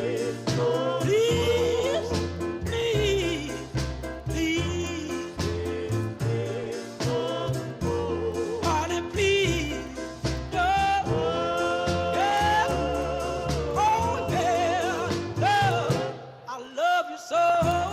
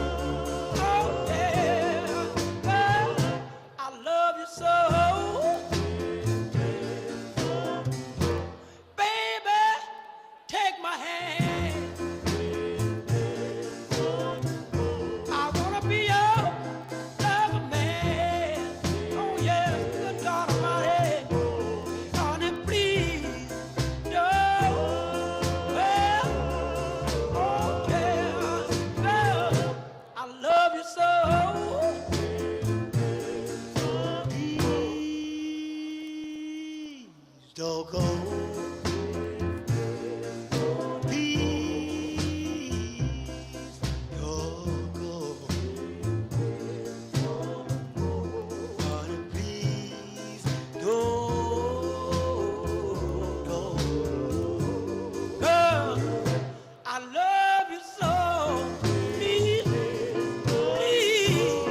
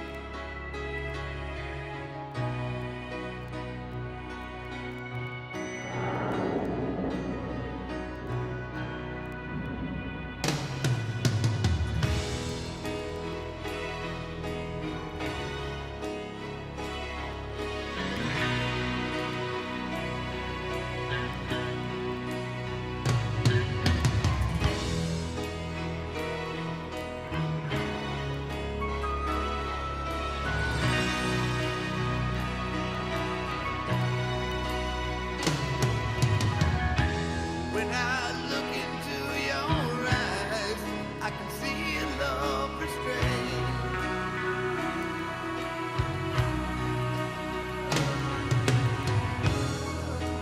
Darling, when I hold you, don't you know I feel the same?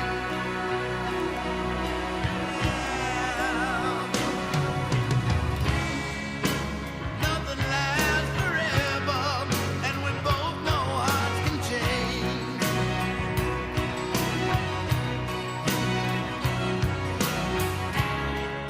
And it's hard to hold a candle in the cold November rain.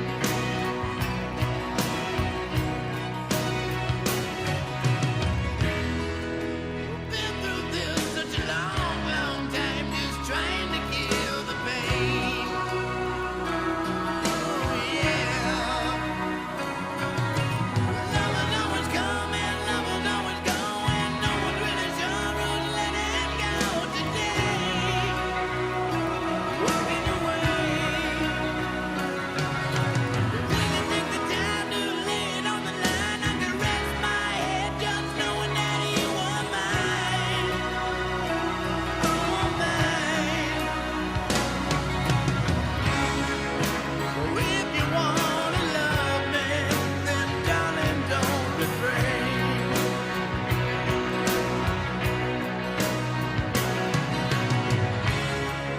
Or I'll just end up walking in the cold November rain. Do you need some time on your own? Do you need some time all alone? Oh, everybody needs some time on their own.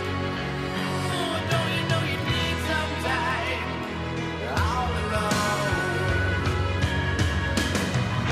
I know it's hard to keep an open heart when even friends seem out to harm you. But if you can heal a broken heart, wouldn't time be out to charm you?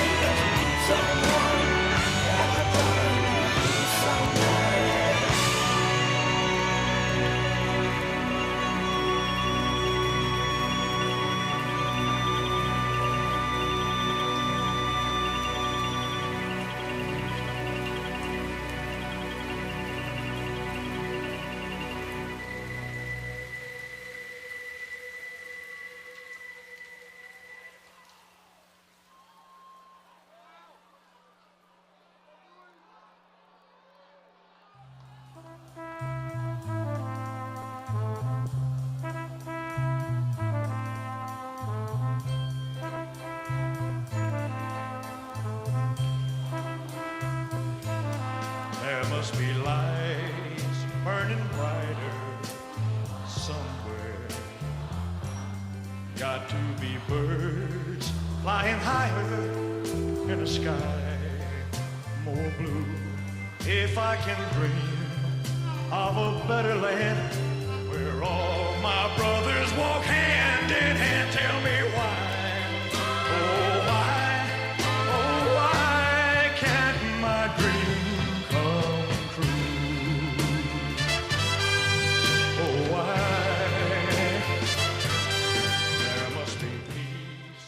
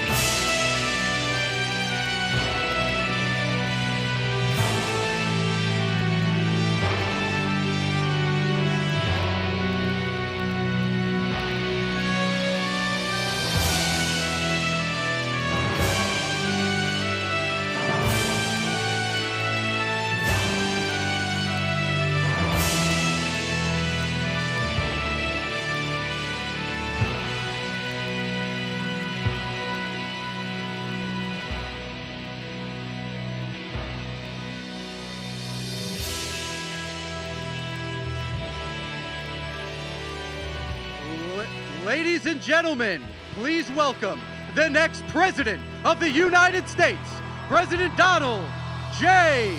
Trump.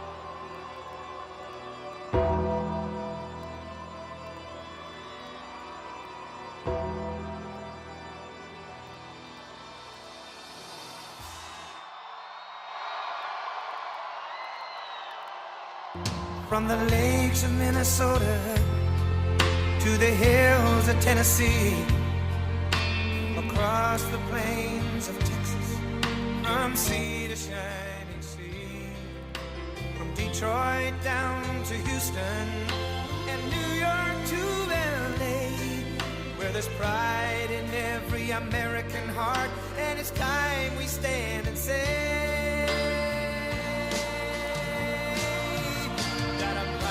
to be an American, where at least I know I'm free. And I won't forget the men who died, who gave that right to me. And I gladly stand up next to you and defend her still today. 'Cause there ain't no doubt I love this land. God bless the USA.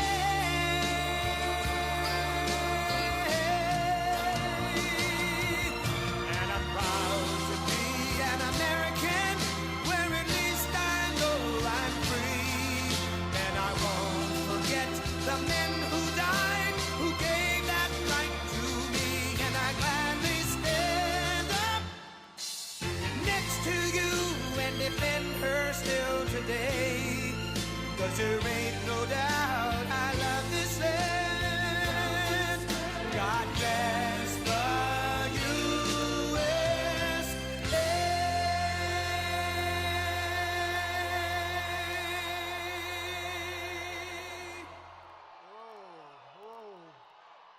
It's a lot of people.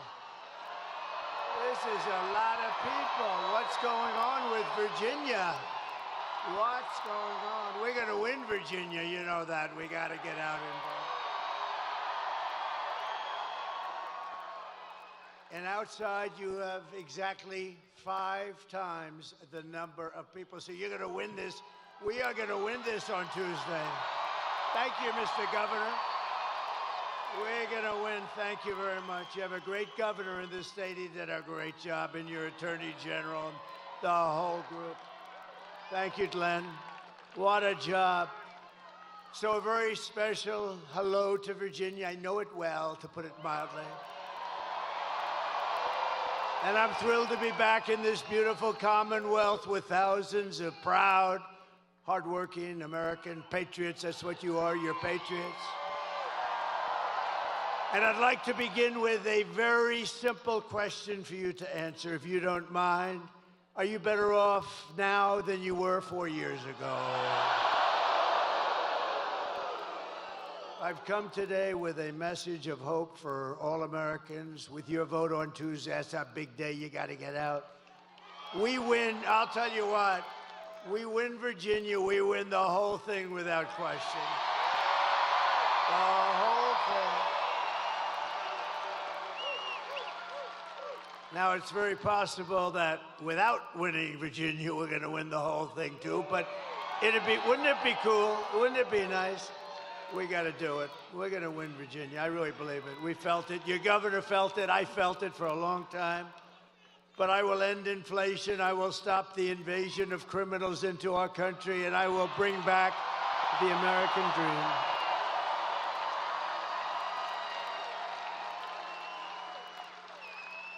This is all you really need to know. Kamala, a low IQ person, broke it, and I will fix it. I promise I will fix it. Go quickly. It's going to go quickly.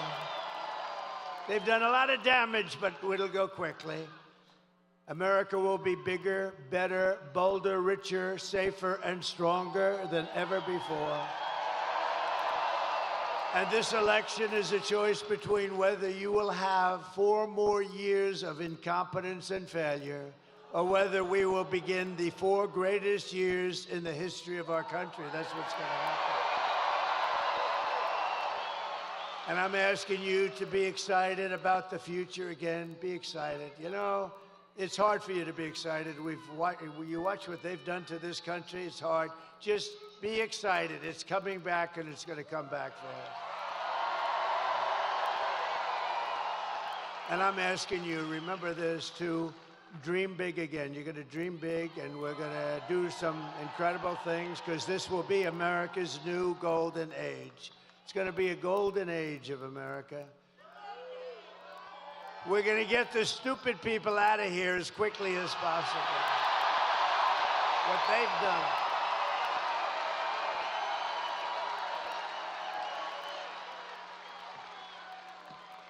Every problem facing us can be solved, but now the fate of our nation is in your hands. It really is. It's in your hands. On Tuesday, you have to stand up. You have to tell Kamala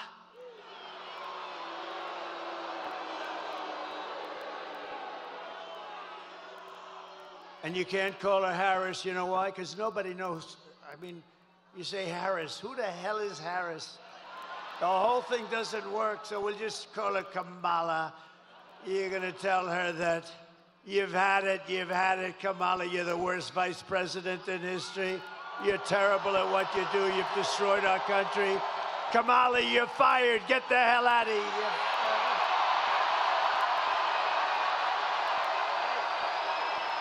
Get the hell out of here.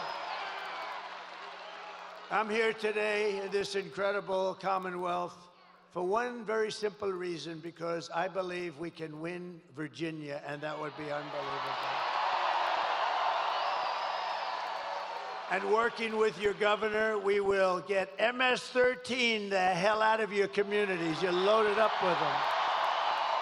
We're loaded up. They don't want to touch them. We're going to touch them. Going to get them out. We're going to have ICE all over the place. You know what ICE is? You know what ICE is? They're very tough people that love our country. And if you don't have very tough people, you're not getting MS-13 out anytime soon. No, ICE doesn't mind. ICE is like MS-13 is their cup of tea.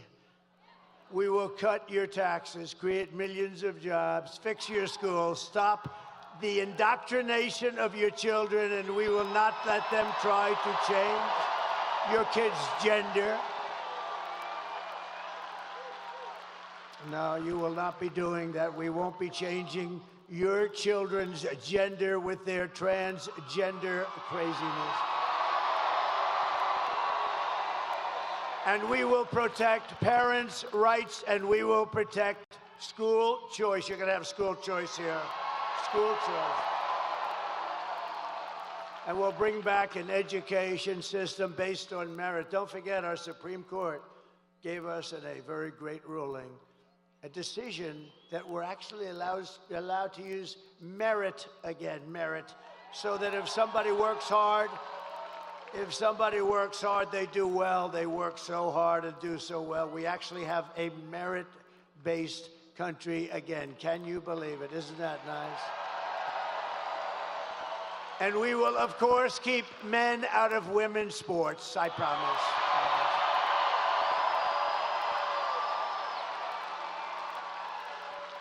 Last year, the radical left's gender insanity arrived right here in Salem, when a man was allowed to transfer onto the Roanoke College women's swim team.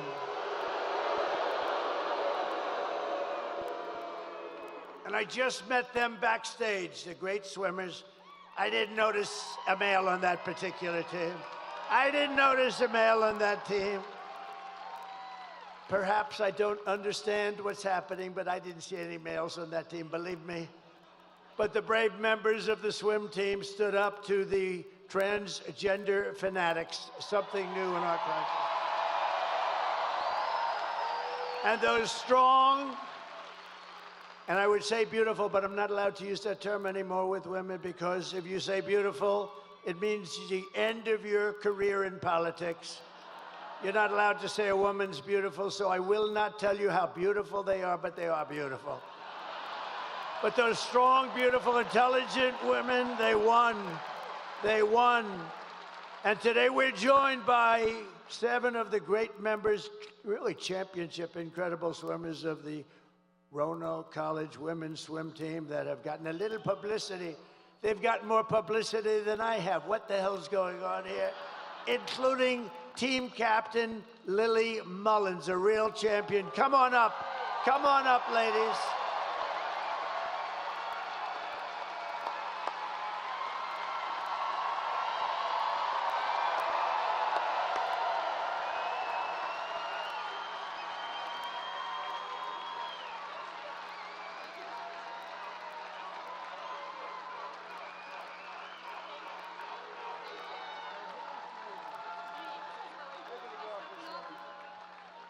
Lily, everybody.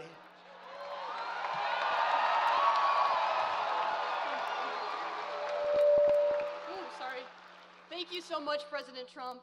As female athletes especially, we know that men have an inherent advantage over women in sports.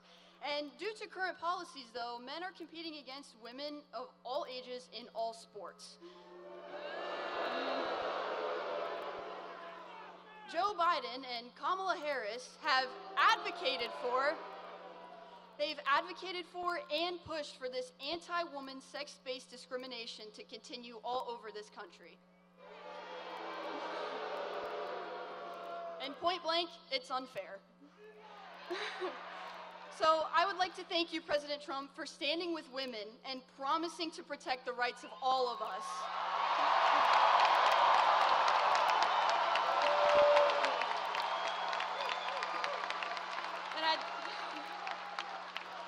We we are so lucky to have a leader like Donald Trump with common sense who knows what a strong woman is and will fight for generations of girls to come. Thank you so much, and God bless America.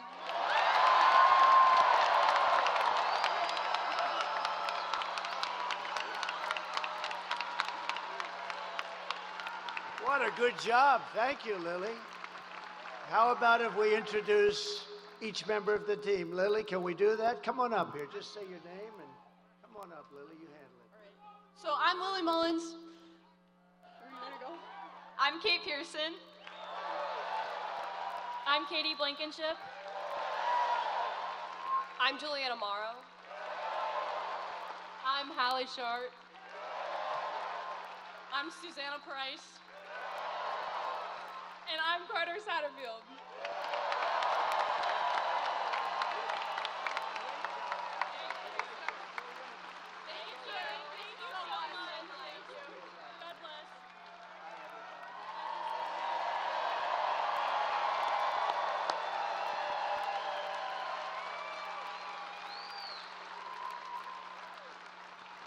What the hell is going wrong with our country? Can you imagine? And the men don't realize they're tougher and smarter than us. I hate to say it, but they're tough. The men. All right, that's a great job. Good job you did, Lily. Beautiful. Thank you very much, girls. Go win that championship now, please. So we're just 3 days away from the greatest political victory in the history of this country, probably in the history of the world. But we have to get you guys out. You got to get out. We have to get out. We want to win everything. We want to win the popular vote. We want to win everything. And, you know, it's always tough when you have California. They send out like 38 million ballots.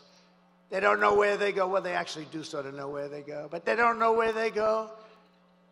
They don't know where they're coming from. They come pouring back in the millions, and then they lose. A Republican always loses from 5 to 7 million. You know, I was in California. You know, we took a poll just recently, not us, it just came out like today. Did you see it?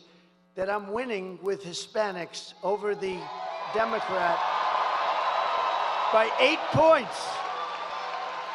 And I'm telling you, if God came down and agreed to be our vote taker for one day, just one day, God would only need 1 second, actually. If he came down and he was going to be our vote taker, meaning if we had an honest election in California, we would win California.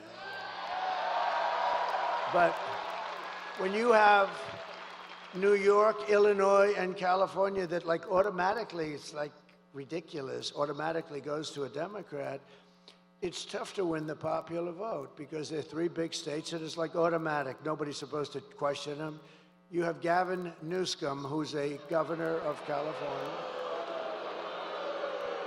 And he just signed a bill, and in signing the bill, you know what it says? If you're an official, if you're anybody, you are not allowed under any circumstances to ask whether or not somebody has voter ID. If you say, let me see your voter ID, you are criminally liable. They will give you the electric chair. Ma'am, may I please see your voter ID? How dare you ask me for voter ID? How crazy is this place? But you have a very sane, very solid governor. There's something very nice. I can imagine. Glenn's like me. I think when we heard that one, we said, this is getting a little bit crazier. So now it's not only that you don't have to have voter ID, now you're not even allowed to ask for it under penalty of a lot of problems. It's crazy. We got to straighten that whole mess out. And then they say he lost the popular vote, but you know, it's tough. But I have a feeling, I mean, the polls are showing we're going to win everything. We're going to win the popular vote. We're going to win everything.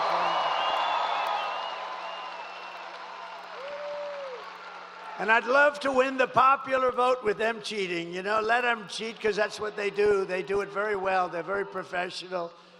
But I think we have a really good chance to win the popular vote. And I think things are going to be very interesting.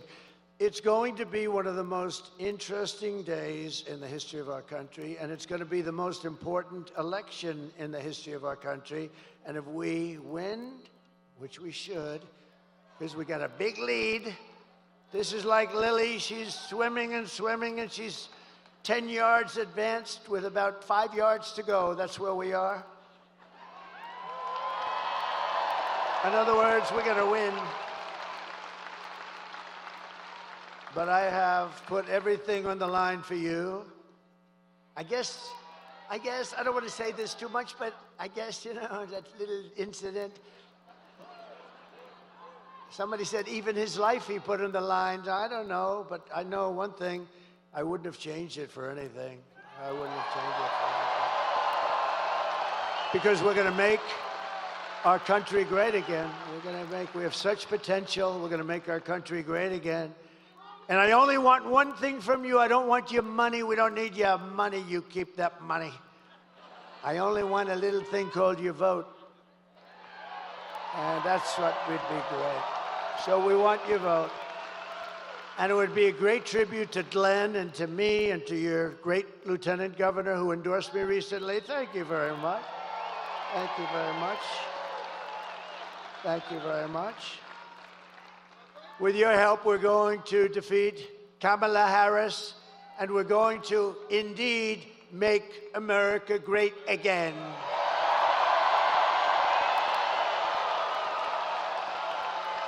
So yesterday was a big day. I can't believe this happened. I can't believe it happened, you know.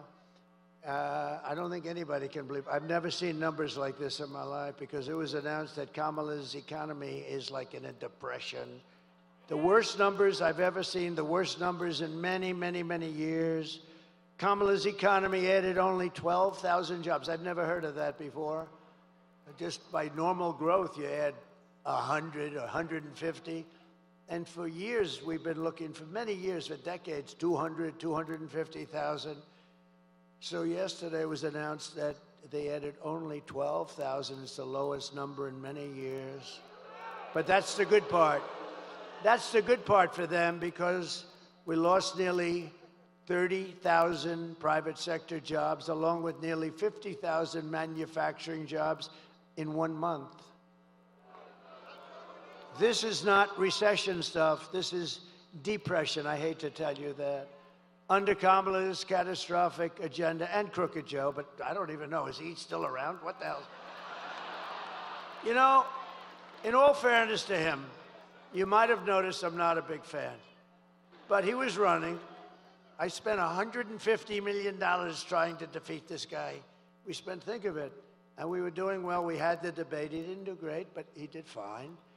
We had the debate, and his numbers weren't great. And they walked into him and they said, we want you out. He said, I'm not going to get out. I got 14 million votes. You didn't get anything. We want you out, Joe. You're going out. Think of what, no, but think of the consequences of this. This is a guy who's the president. He won it in the primaries. Whether you think he's great or horrible, it doesn't matter. He won it in the primaries, right? You know, they would look at me.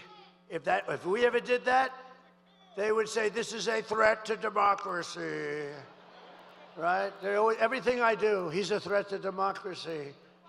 If I walk 2 feet over in the road, he's a threat to these people are sick. Can you imagine if I walked into somebody, a president's office, said, we want you out? But, you know, crazy Nancy, she's crazy as a bedbug. And I don't know, I think the Attorney General, maybe you can look at it. You have a great Attorney General. By the way, we just won a big case, Mr. Attorney General. We just won a big case. Because our Republicans have to activate a little bit. So did you know that Nancy Pelosi was a big investor in Visa?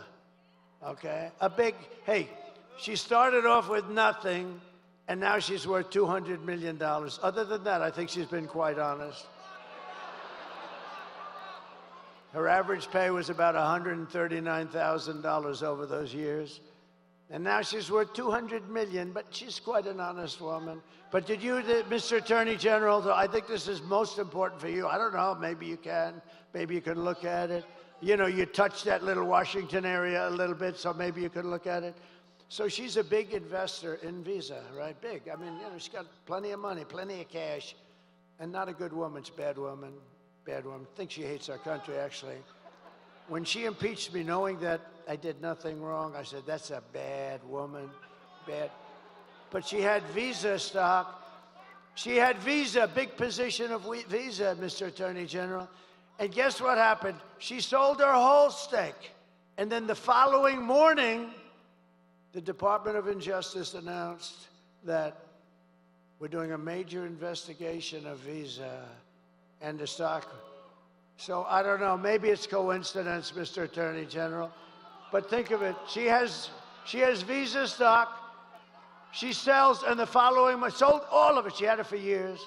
And the following morning, they announced a major investigation into Visa. You know what happened to that stock? It wasn't a pretty thing. So we'll check that out. I hope that he checks that out. Because you know what? She's a crook. And she's been doing that for years. She's been doing that crap for years. You ought to look at her. Under Kamala's catastrophic agenda, more than 100,000 manufacturing jobs. This was just announced yesterday. They've been wiped out since just the start of the year. These are our prime jobs. These are manufacturing jobs. These are the best jobs. 150,000 Americans joined the unemployment rolls. Can you imagine? This stuff is just all coming out. Remember, 818,000 jobs 2 months ago were fake. They put them in. It was going to be through the election.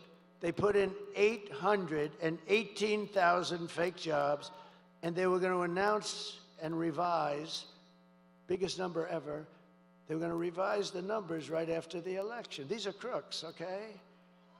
And fortunately, there was a whistleblower that couldn't stand it, and he blew the whistle, and we've learned. And now yesterday, with these numbers, we learned a revision down also of an extra 112,000 jobs. These are big numbers. You know, normally it's like 2,000 jobs, 4,000 jobs.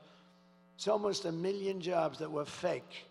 These are fake jobs. This is why they call him Crooked Joe, I guess, right? Crooked Joe Biden. And so all of these jobs, and all of it was going to be announced right after the election. Could you imagine? You run in the election, you lose, and then they announce that they just screwed you for 1 million jobs in order to look better. And this is what we're dealing with in our country. This is what we're dealing with. 818,000 plus 112.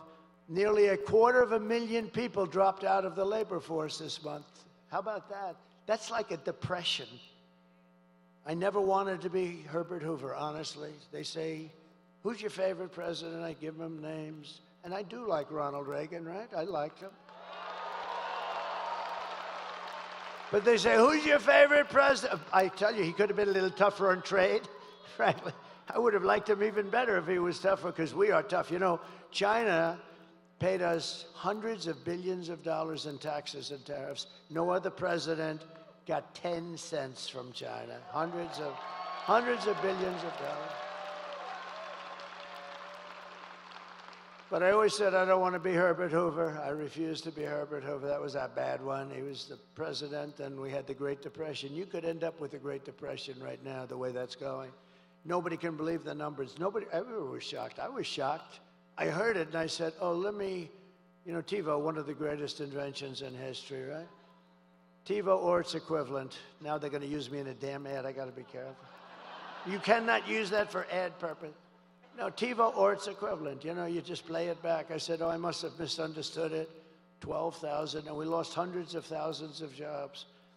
We cannot take 4 more years of these incompetent people running our country. And a statistic that's really terrible is 100% of all net job gains in the past year. In other words, all of the gains, you know where it went? To migrants, 100% of the gains. And the other stat that you have to see, and if you are an African American, you're not going to be happy with these numbers, but African American jobs have been decimated by the people that are coming into our country illegally, and they refuse to give the numbers. The fake news, look at all of that fake news. That's a lot. That's a lot. They must have heard that your governor is going to be here. He has done a job. He's not going to take it easily because, think of it, the numbers are so bad, they came in and they come in illegally, and many are murderers, drug dealers, and criminals of all kinds. You know, the crime rate in Venezuela and other places where they come from all over the world. But the crime rates in many of these countries, all of the countries, is way down because they're giving us their criminals, they're bringing them into our country. But for African Americans, the job numbers are horrific, and they're not going to be announced until right after the election. I think people should demand, because I heard numbers that are so bad, and Hispanic Americans, great Hispanic Americans, I just had a poll, can you believe it? I'm leading the Democrats with Hispanics.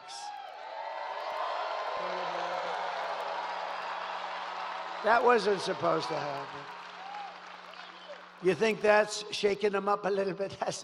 That's not a number that was supposed to happen, but it does happen because they're great people and they know I know it. They're entrepreneurial, they're hardworking. And in many ways, I've faced them many times. They're brutal. They can be brutal.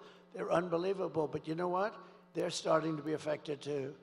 But the African-American population of this country is being decimated by the hundreds of thousands of people that just keep pouring through the open borders of stupid Kamala.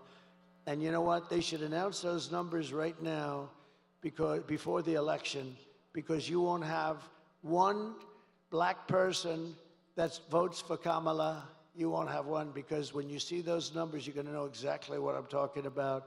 That's just like they didn't want to announce these other numbers, but they had the whistleblower. Maybe there's going to be a whistleblower for what's happened to the job markets for hardworking, wonderful black people that have had jobs, for years, for 20 years, and they have houses with mortgages on them and everything else. And what the hell's going to happen to them? So you ought to take a good look at what they're doing, because they're holding those numbers because they want to get the election over with. And I don't think it's going to matter. I think we're going to win anyway.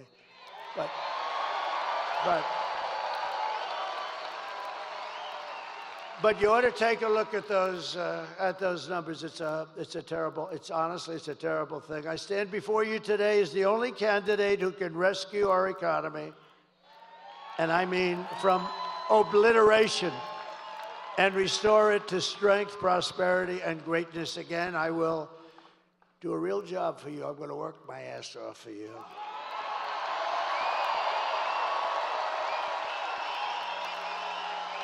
And I didn't need this. I didn't need to be with you today. I could have been at a gorgeous beach in lots of places. I own some of the most beautiful beaches. I could have had that salt water from the oceans. I like oceanfront property best. I could have been standing on a beach, my beautiful white skin getting nice and tan, being smacked in the face by a wave loaded up with salt water. And I could have said, the hell with everything. I could have had the greatest life in the world. Instead, I got missing a little piece of my ear.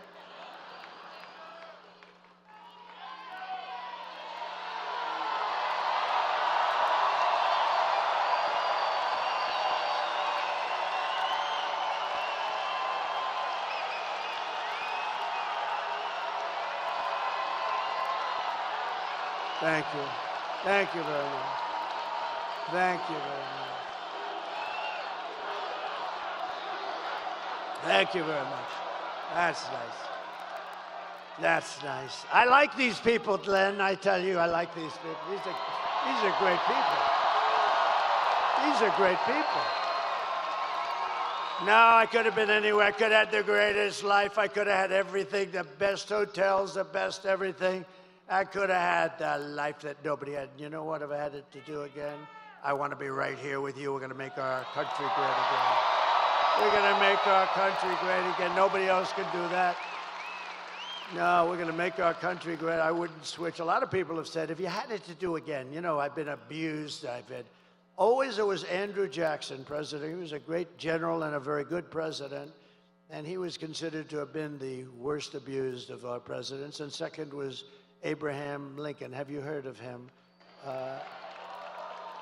And he was abused too. But, you know, in all fairness, he was in a civil war. So I guess, you know, things like that happen.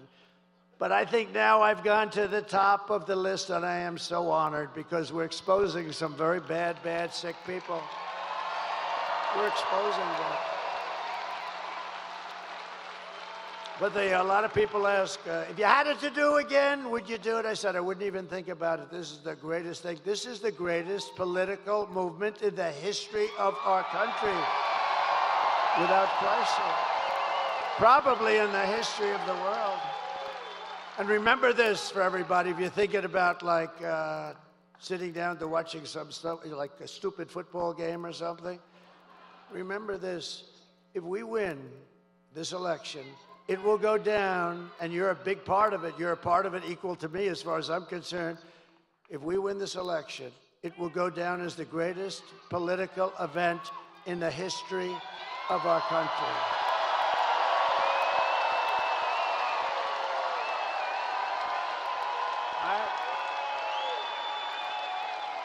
If my opponent knew how to fix the economy, it would already be fixed, right? Why didn't she do it? You ever see where she gets up and she's, we're going to do today she had a new thing.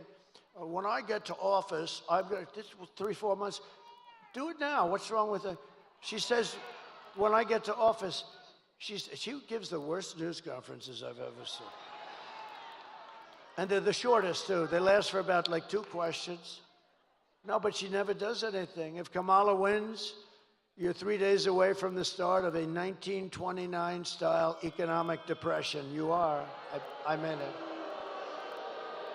And if I win, you're 3 days away from the best jobs, the biggest paychecks, the brightest economic future that the world has ever seen.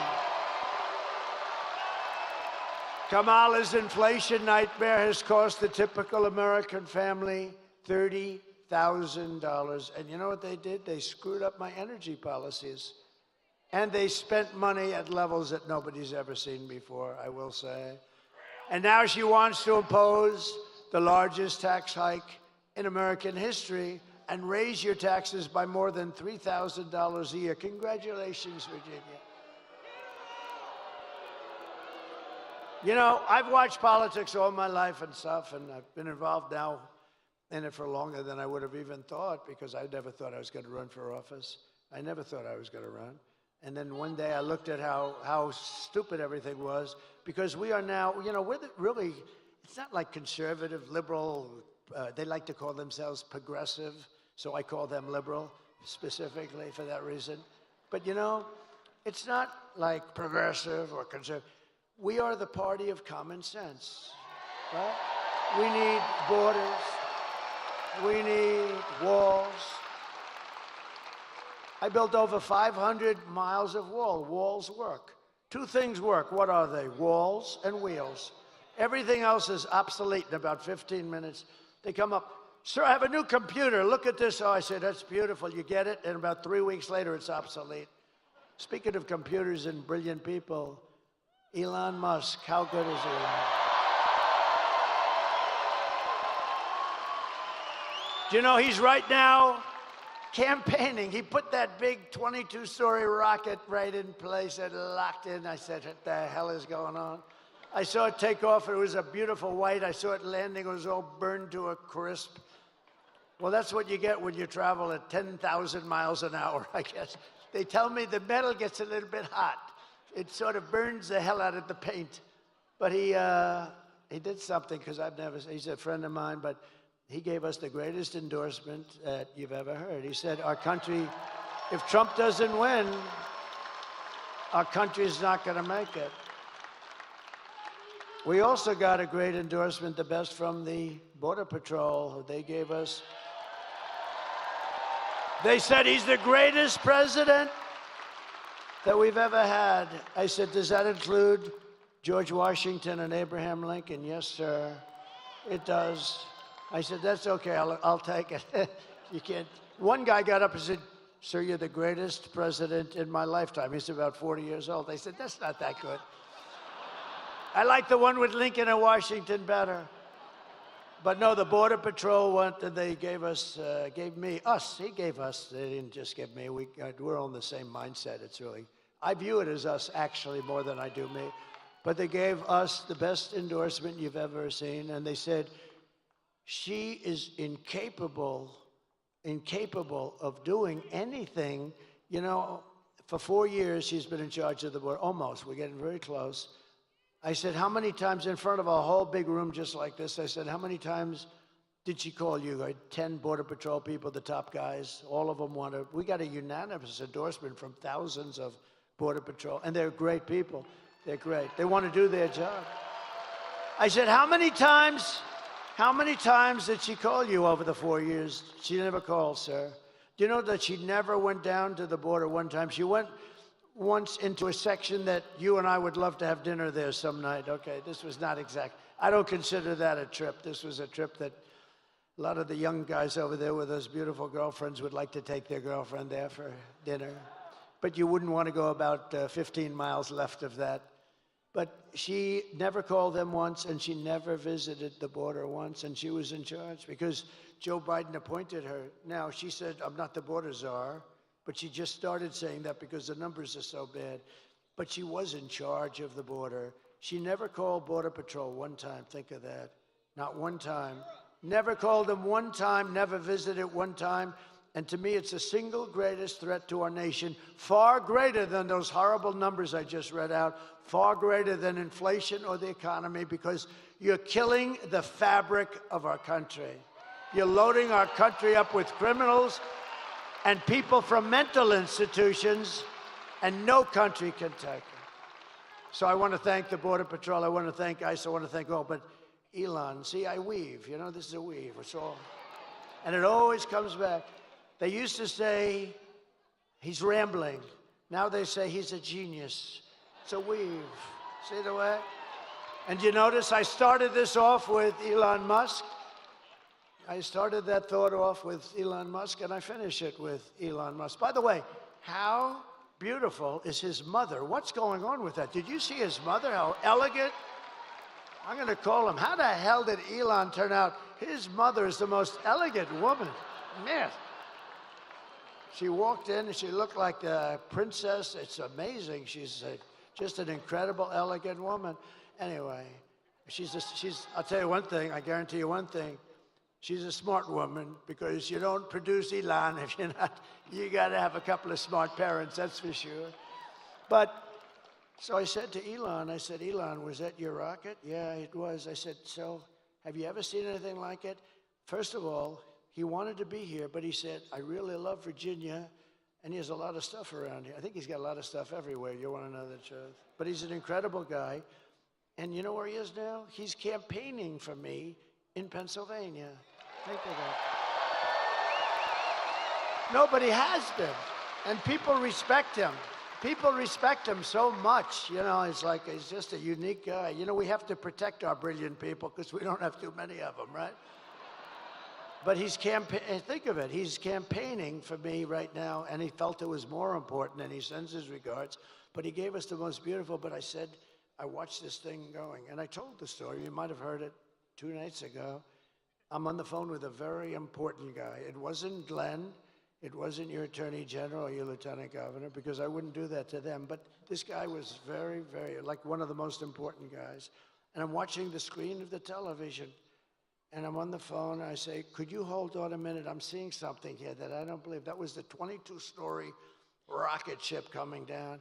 And I wasn't sure if it was a science fiction movie I'm watching, or I never saw this before. And I said, do you mind holding for a second? Thank you very much. I put the phone down, and I turned up the sound, and I said, man, I said, that's unbelievable. The bad part, by the way, I never picked the phone up again. It was terrible.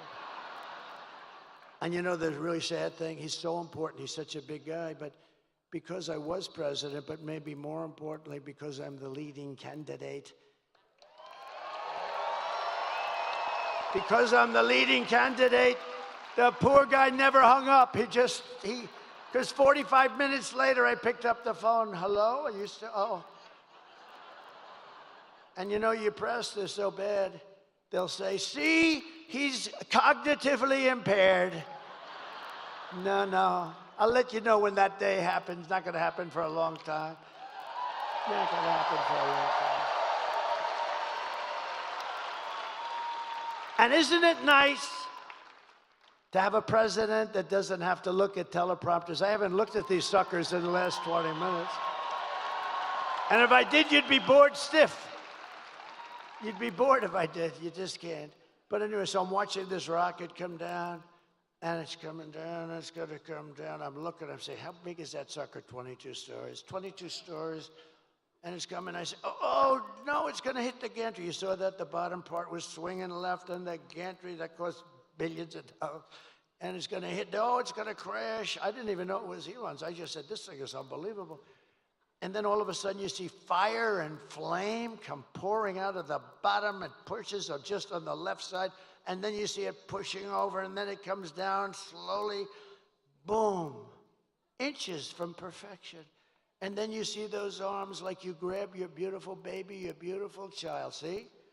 In the old days, I would have said like you grab your girlfriend. Now I don't say that anymore. I say like you grab your child. And those big arms came in and they grabbed that sucker and they held it in place like you grab your child. And I said, that's unbelievable. And I called Elon. I said, Elon, was that you? He said, yes, it was. Isn't that impressive that he picked up, the thing landed. You know, I'll tell you, it's nice to be president, or at least leading candidate too. Because I called him and he picked up immediately. If I wasn't there, I think I would have gotten a call back about 3 days later, maybe. But he picked up the phone. I said, was that you, Elon? Yeah. I said, can Russia do that? No. They won't be able to do it for many years. I said, what about China? Nope, they won't be able to do it for you. What about the U.S. other than you? Nope, they won't be able. They don't have the technology. How good is this guy, right? Right? Pretty good, right? Oh, shit, look. I'm looking at the back of my head. What the hell?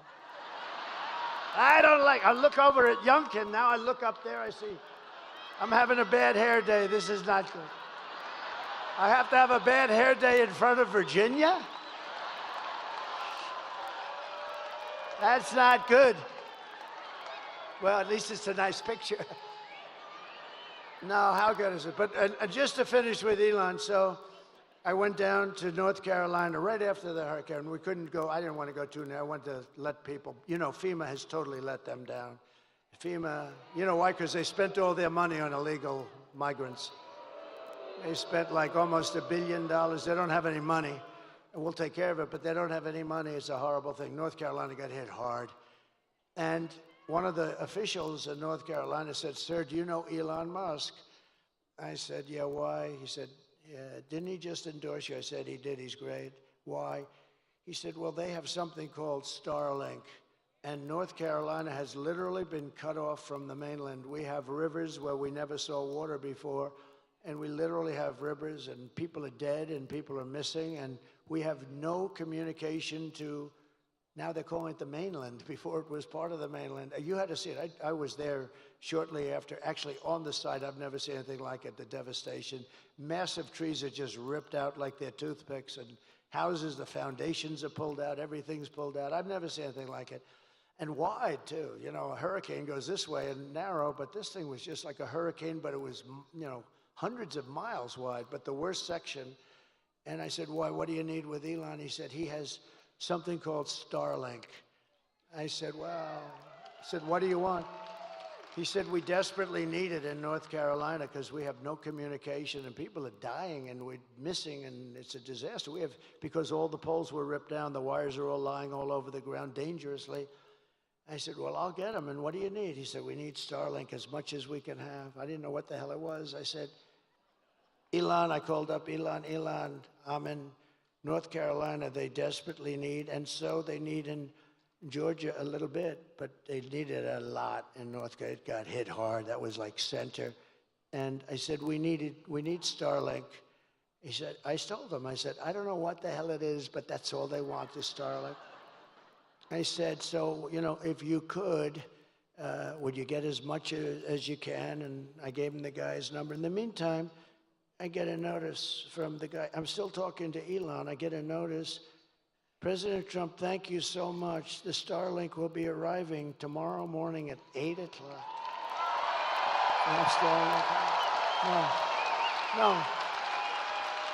No, but here's the point is, I wasn't even off the phone. So I'm talking to him, and I say, Elon, I just got a notice that Starlink is going to be arriving, but I'm talking to you on the phone. How the hell did you do that? He said, well, I have a very unusual way of communicating. I mean, I don't have to waste a lot of time on small talk, he tells me. I said, that's good. No, is that the coolest story, though? So anyway, they got the Starlink, and it was a lifesaver. I mean, he's a great guy. We need our brilliant people. And another brilliant person, you know, and this is not easy for him, because they've been Democrats for about 5,000 years. RFK Jr., right?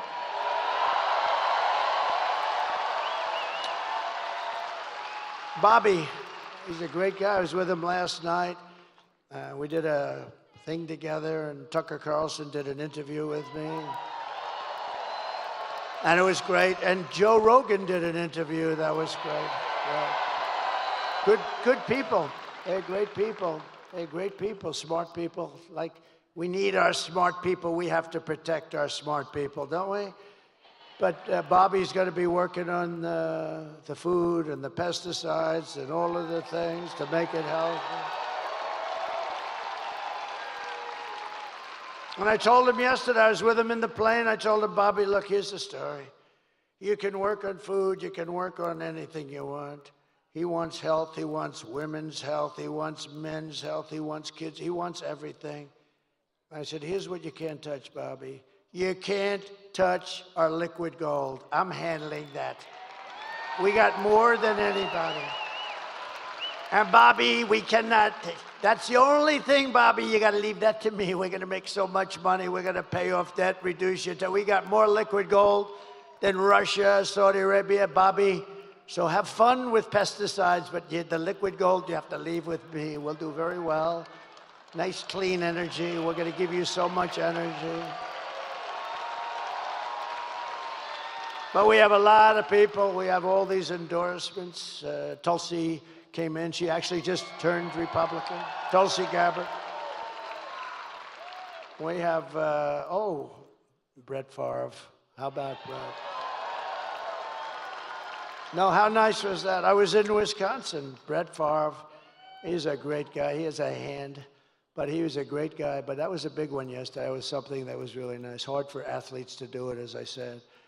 But I will massively cut taxes for workers and small businesses, and we will have something called no tax on tips, no tax on overtime, and no tax on Social Security for our great seniors. And to lift up American families, I will protect and expand the child tax credit that we already created. And I will support a tax credit for family caregivers who take care of a parent or a loved one. Do you know? They're not spoken about. Angel moms and angel wives, a lot of great people. But you know that if they didn't exist, they take care of their son who may be horrifically wounded in an accident or in war. That if we didn't have these angels, I call them angels, they're all angels. If we didn't have these people, you could build your hospital system 3 times bigger and it wouldn't be big enough. The money that they save us and the incredible credit that they give, the care that they can give is something that's unbelievable. And I just think, we have to acknowledge it, so we're going to do a nice big credit for them.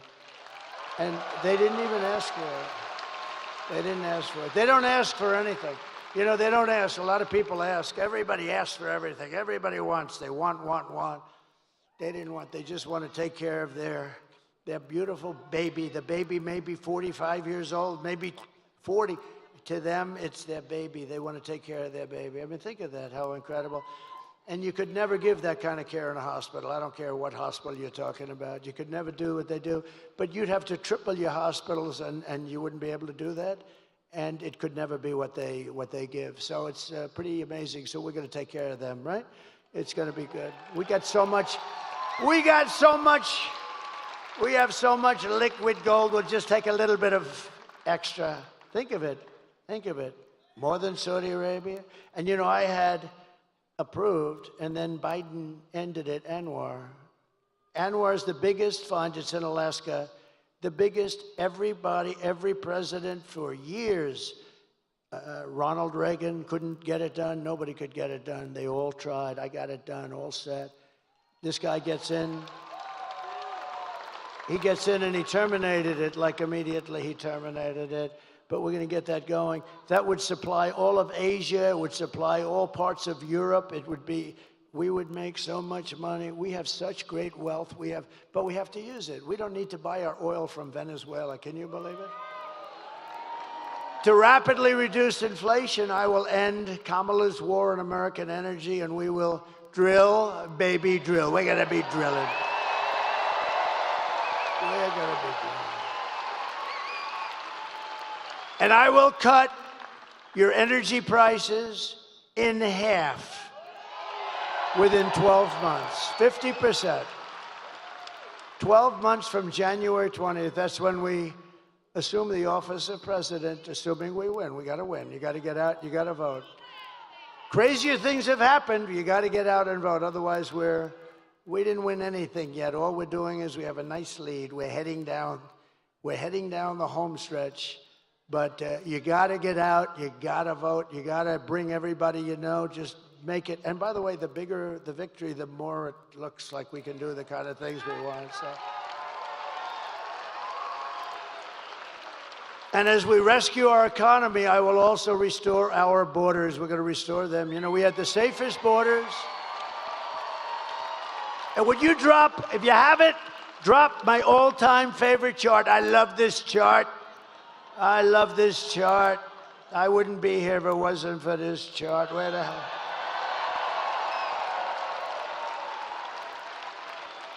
I love it. I go to sleep with it every night. I hug it and I kiss it. My wife says, "What the hell are you doing with that damn chart?" No, if I didn't turn to the right, I wouldn't be talking to you. And I go, bing. That chart was over there. It's always on my left. Tonight it's on my right. But it's always on my left, and it's usually at the very end, not the beginning, and it was like in the first paragraph, first sentence. And I said, let me see the chart. I was talking about how well we did with illegal immigration, and that's what came down. I looked to the right. If I didn't look to the right, I wouldn't be looking at you at all right now. So it was pretty amazing. So I love that chart, but. So if you look at the arrow on the bottom, that's when I left office. That was the day I left office.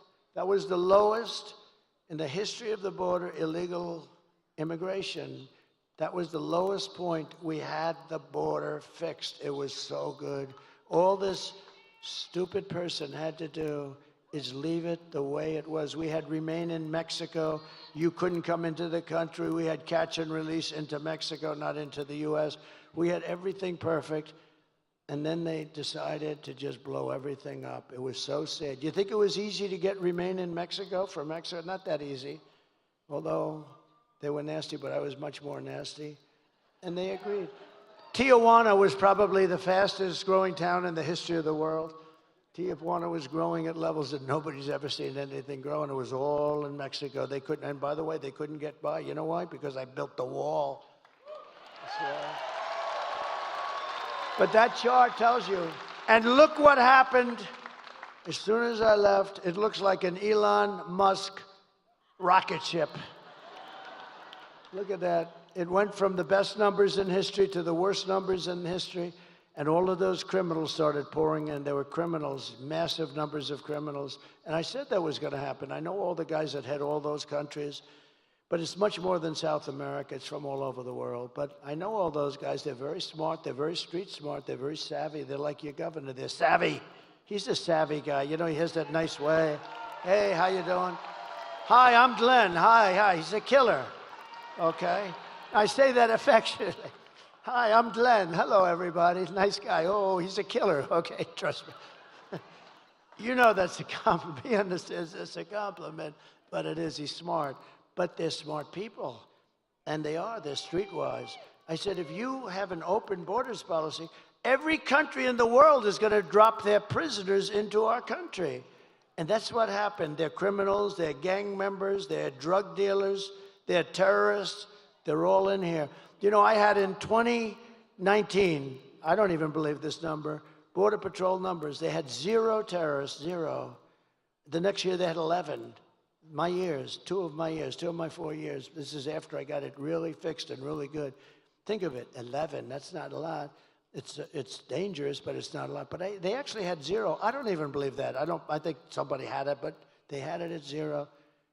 Now you look at it, they come in by the thousands. The worst terrorists in the world are in our country, from the Middle East, from all over. And nothing good's going to happen here. Nothing good is going to happen. These people are what they've done to our country is unthinkable. It's the single biggest problem that we have. And we're going to fix this problem, and we're going to fix it fast. Thank you. Over the past 4 years, Kamala has orchestrated the most egregious betrayal that any leader in American history has ever inflicted on our people. She has violated her oath, eradicated our sovereign border, and unleashed an army of gangs and criminal migrants from prisons and jails, from insane asylums and mental institutions. You know who comes from the insane asylums? You know who it is, right? They always give me a hard time. Hannibal Lecter, the great Hannibal Lecter. You know the press to show you how bad they are? I'm talking about insane asylums, and then I'm talking about Hannibal Lecter. A little lighthearted humor about a very unfunny subject. And they always go, he always brings up Hannibal Lecter. What does that have to do with it? It has to do with the fact that these are the kind of people coming into our country from insane asylums. That's what it has to do. They always say, oh, he's rambling. But now most of them realize that it's the weave, and nobody else can do a weave like Trump. No. Joe Rogan said it the other day. We did a great interview. He's a great guy. And I started talking about something, and then I went to another very pertinent subject, but it was, related barely. Bing, then bing, bing, bing. And he goes, that's brilliant. That's the weave, isn't it? I said, that's the weave, Joe. But they come from Venezuela to the Congo, and they're stealing countless of American lives. I mean, they're stealing American lives. In other words, they're just killing people. These are violent people. The only thing good is they make our criminals look like nice people. These are killers, and they're just killers. You know all about MS-13. You have an MS-13 problem. I'm going to work with your governor, and we're going to get MS-13 out of Virginia within 1 month. 1 month.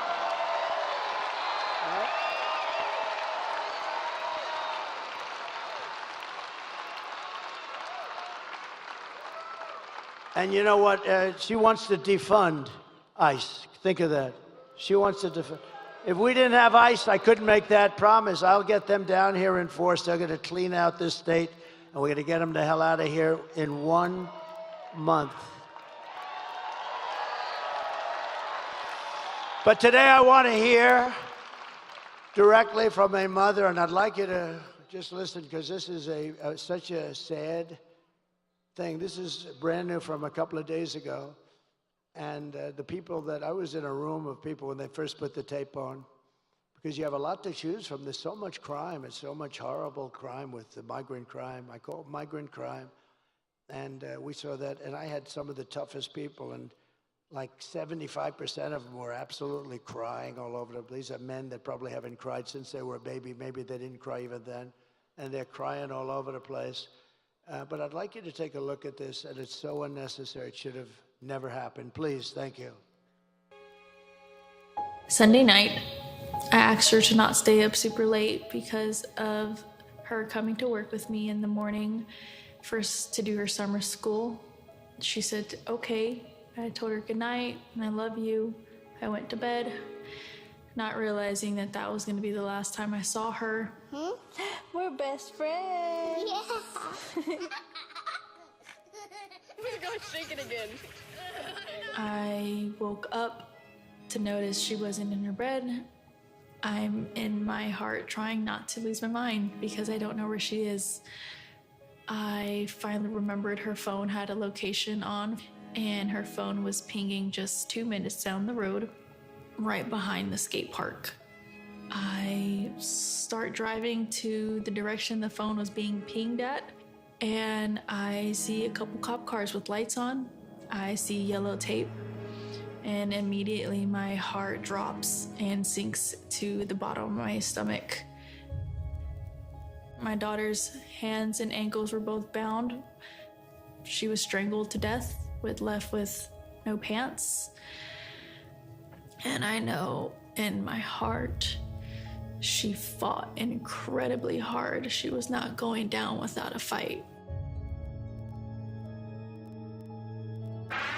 We begin with two men we're learning are charged with capital murder tonight, accused of killing a 12-year-old girl. Police say these men strangled her before dumping her into that creek. Both men were in the country illegally. Apprehended, then released by Border Patrol less than 3 weeks before Jocelyn's death. The men accused of killing Jocelyn Nungare are affiliated with the gang known for brutal violence.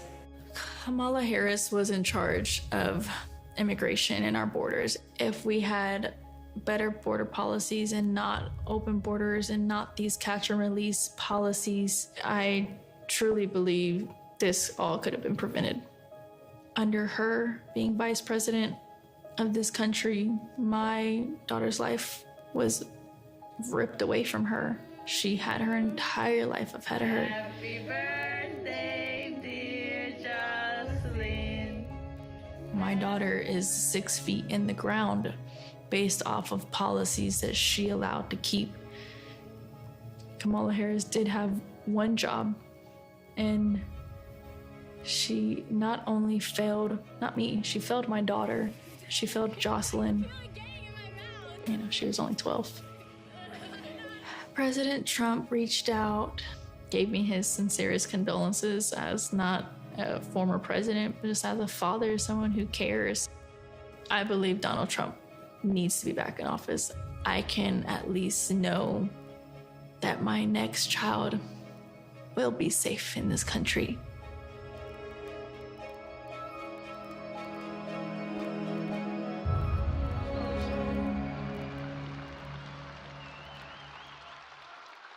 So sad, so unnecessary. Would have never happened if you had, like the chart shows you, would have never happened. What a sad, sad situation. Here today is another American mom, Tammy Nobles, and her wonderful husband, Jeremiah. 2 years ago, Tammy's 20-year-old daughter, Kayla, was found raped, tied up, and strangled to death with a telephone cord in her home in Maryland. Kayla's murderer was an illegal alien, MS-13 gang member who was apprehended by Border Patrol. But under the policy of Kamala Harris, he was released into the United States to kill and kill at will. Tammy, please come up. Thank you.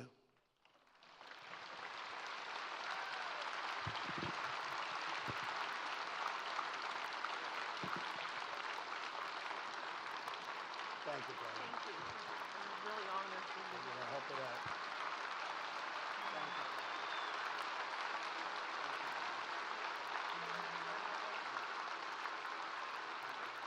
I would like to take this opportunity to thank President Trump for inviting me here today and bringing Kayla's story to all of you.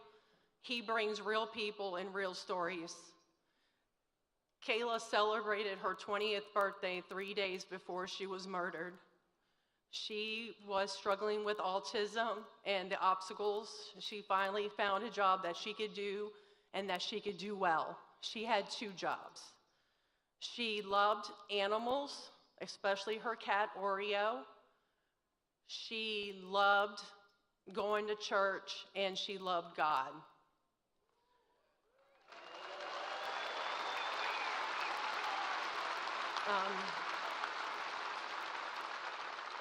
Department of Homeland Security did not do their job. Health and Human Services did not do their job. The Biden and Harris administration did not do their job. If they would have made that one phone call to El Salvador to know that her murderer was an MS-13 gang member and had a criminal record in 2020 for illicit gang activity, my daughter would still be alive today, and he would not have been allowed to even cross this border.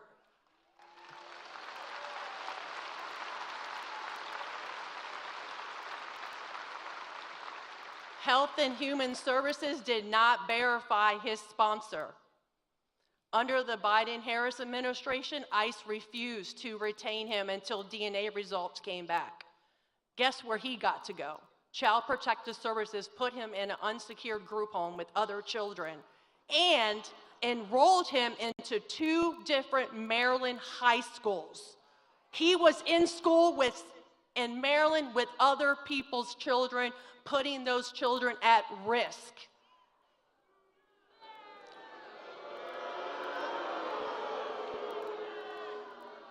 I am Kayla's voice.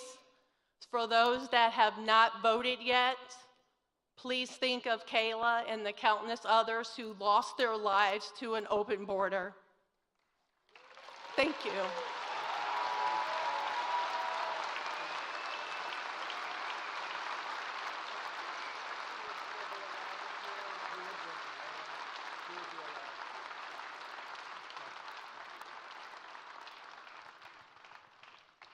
Thank you very much, Tammy. So many said, well, we're gonna do that. So many stories like that. It's you could go on all day, all night, forever. And this is just the beginning. You haven't seen anything. These people, they don't do anything. They're oblivious to it. They don't even treat the people that have been so badly hurt. They don't even call them. They don't talk to them. They couldn't care less. It's incredible, actually. I don't get it. Nobody gets it.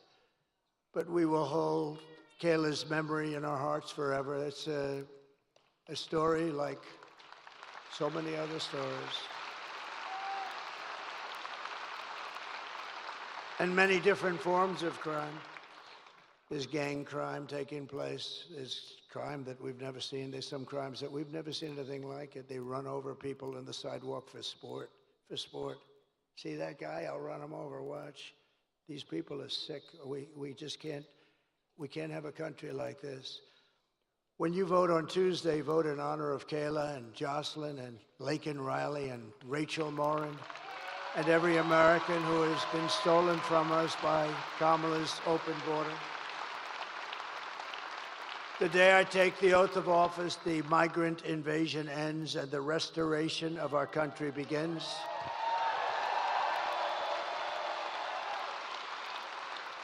Because the United States is now an occupied country. Think of this. Think of this. With the United States, we're an occupied country. This is all over. This is in small towns. Look at our beautiful Ohio. We have Springfield, where they dropped 30,000 illegal migrants into a 50,000 person town. Think of it. Now just think of it. But it will be an occupied country. We will not have this no longer, and that's gonna happen very soon. We're gonna get them the hell out of here and fast.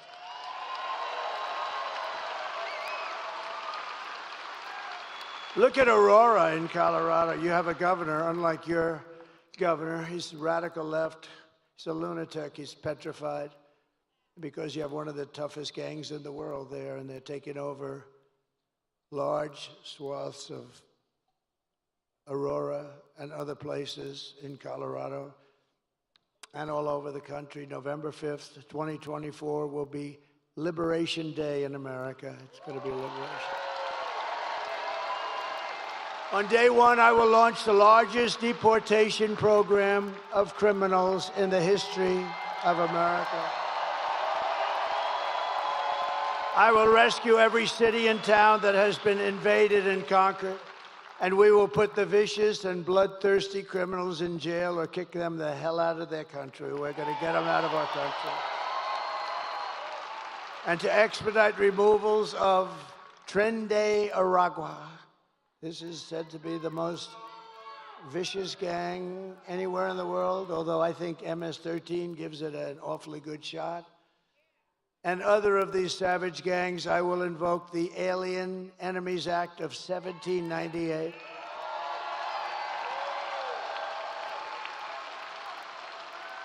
And think how far back we had to go, because they ran a little different country. They ran it a little bit tougher then. We had to go back to 1798 to target and dismantle every migrant criminal network operating on American soil. And if they come back into our country, it's an automatic 10 years in jail with no possibility of parole. And I am hereby calling for the death penalty for any migrant that kills an American citizen or a law enforcement officer.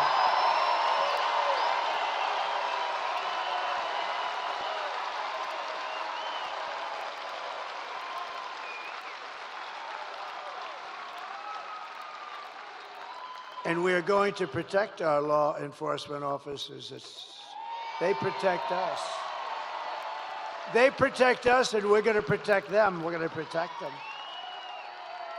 And I will immediately ban all sanctuary cities in the United States of America.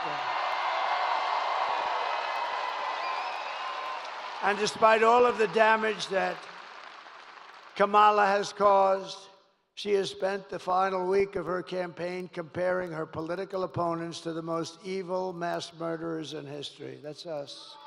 She compares us. Then, sleepy Joe Biden called our supporters garbage. Called you, me, all of us. Garbage. We're garbage. And then he tried to get out of it. Did you see he wanted to change the transcripts? Can you imagine? It's like 60 Minutes. It's like, he reminds me of 60 Minutes. Let's change their answers. You ever see that one before? She gave a bad answer. They took the answer out and they put another answer in. They haven't done that for me. But because I think it'll make you happy, I'll tell you right now, we just sued them yesterday for a lot of money. Because we consider it to be, Mr. Attorney General, election interference fraud. We have a good case. My response to Joe and Kamala is very simple. You can't lead America if you don't love Americans. You can't. They don't love America. And you can't be president if you hate the American people. Everything Kamala says is a lie. Her entire campaign is one hoax and slander after another. But the only way to stop the lies is to swamp them with the votes. We're going to swamp them like they haven't been swamped before. Kamala has no vision, no ideas, and no solutions. All she can talk about is Donald Trump. Can you believe it? Good evening, everyone. Tonight I will speak. Good evening, everyone. Tonight I will speak about Donald Trump. Donald Trump. Donald Trump. Donald Trump. Donald Trump. Donald Trump. Donald Trump. Donald Trump. Donald Trump. Donald Trump. Donald Trump. Donald Trump. Donald Trump. Donald Trump. Donald Trump. Donald Trump. Donald Trump. Trump.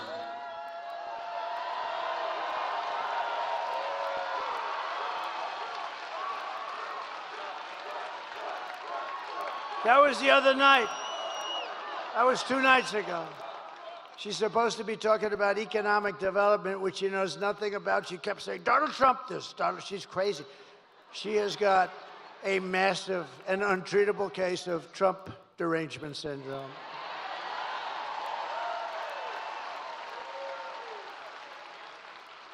There are some people who thrive under pressure, and there are some people who crack under pressure. If Kamala can't handle an interview with Joe Rogan, then she can't handle the presidency of the United States, can she?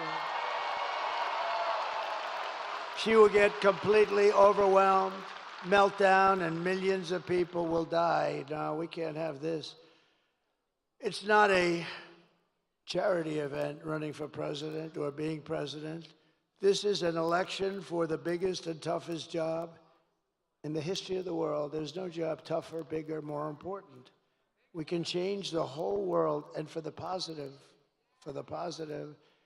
Do you want to lose your life savings because we put a weak and ineffective person in the White House? Do you want to lose your job and maybe your house and pension because Kamala has the economic understanding of a mere child? And would you trust Kamala Harris to talk Russia or China out of a war? I don't think so. In fact, they tried that, 3 days before Russia invaded Ukraine, right? They tried it. She went and she met with a lot of people, and right after she came back, they invaded. Good job, Kamala. Would have never happened if I was president. Would have never happened. Nothing is more dangerous than to give immense power to a very weak and incompetent person with an extremely low IQ. At the end of the day, you need to ask yourself, can you afford to put someone this incompetent in charge of the United States of America? On top of it all, Kamala says she would not do one thing differently from Joe Biden. Think of this. Right track, wrong track. She's wrong track almost 90% of the time, the both of them. And yet she says nothing different. Please take a look. Would you have done something differently than President Biden during the past 4 years? There is not a thing that comes to mind. I stood there on the tarmac watching you check your watch. The chaotic and deadly U.S. evacuation from Afghanistan stunned Americans and the world and cost the lives of 13 U.S. soldiers. Would you have done something differently? There is not a thing that comes to mind. More than 13,000 illegal immigrants convicted of murder have been caught at the border and then released into the United States. An Afghan national is in custody today after being accused of plotting an election day terrorist attack. The suspect entered the U.S. on a special immigrant visa. Gut-wrenching new details in the murder of Georgia nursing student Laken Riley. The illegal immigrant suspect, who cops say committed the heinous murder, is a Venezuelan national who crossed the unsecured southern border back in 2022. 2 men investigators say are in the country illegally from Venezuela are charged with capital murder in the death of Jocelyn Nungaray. A 5th illegal immigrant accused of attacking 2 New York City police officers over the weekend showed no remorse or regret. Would you have done something differently? There is not a thing that comes to mind. Only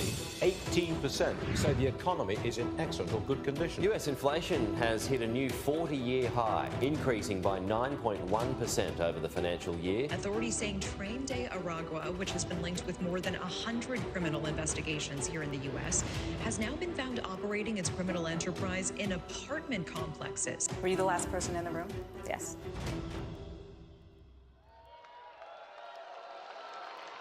Nothing comes to mind. Nothing comes to mind. That's true in her case. Nothing. And it never will. If you want to end this disaster, this horrible trip that we're on, get out and vote. Tuesday, just get out and vote. So we're pleased to be joined by a wonderful guy, and with this name, I really believe he's going to win for the Senate. Hung Cao. Do you know who Hung Cao is? Where is he? Come here. Come here. You're doing a great job. You're doing a great job.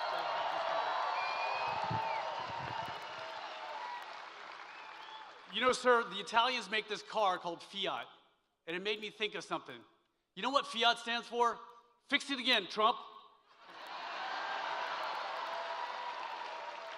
Joe Biden and Kamala Harris broke it, and we need you to fix it again, Trump. Virginians, look to your left and look to your right. These are your American brothers and sisters. These are people I fought and bled for. These are people that President Trump took a bullet for. We're not done fighting for you.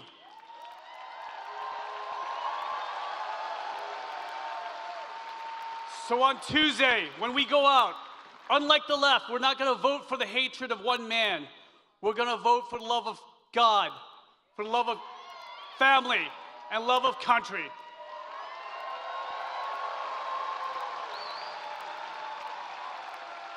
And Mr. President, we will deliver 13 electoral votes for you.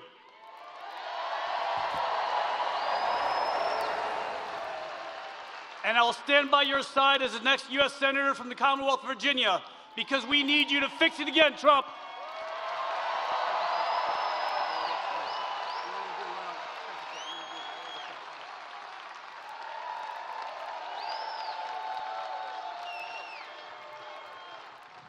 Thank you very much. He's going to do well. You got to get out, vote for him. That's a big deal, too. That would be a big one. And he deserves it. A great hero, you know. He's a great hero, great military hero. A man who's also a hero, in my book. A man who's done a spectacular job running your beautiful Virginia. He's done a beautiful job. You know, I called him about this. I think, do you think we should do it? What do you think? He said, I'm telling you, we can win. And he's worked so hard on this event. We spoke many, many times, Glenn, didn't we? Many, many times. And I just want to thank you. And I know you spoke before, but if you'd like to come up and say a couple of seconds, or you could just stay where the hell you are, Glenn. Come on up. Come on.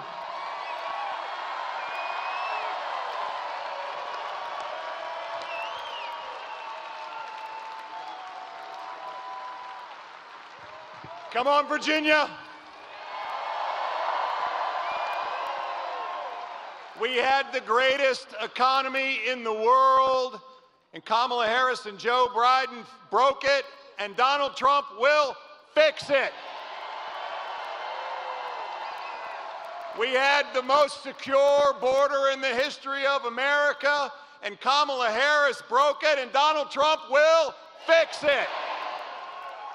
We had no wars. We didn't have war in Ukraine. We didn't have war in the Middle East, and China was not threatening Taiwan. Kamala Harris and Joe Biden broke it. Donald Trump will. My friends, America needs Donald Trump. Let's go win Virginia.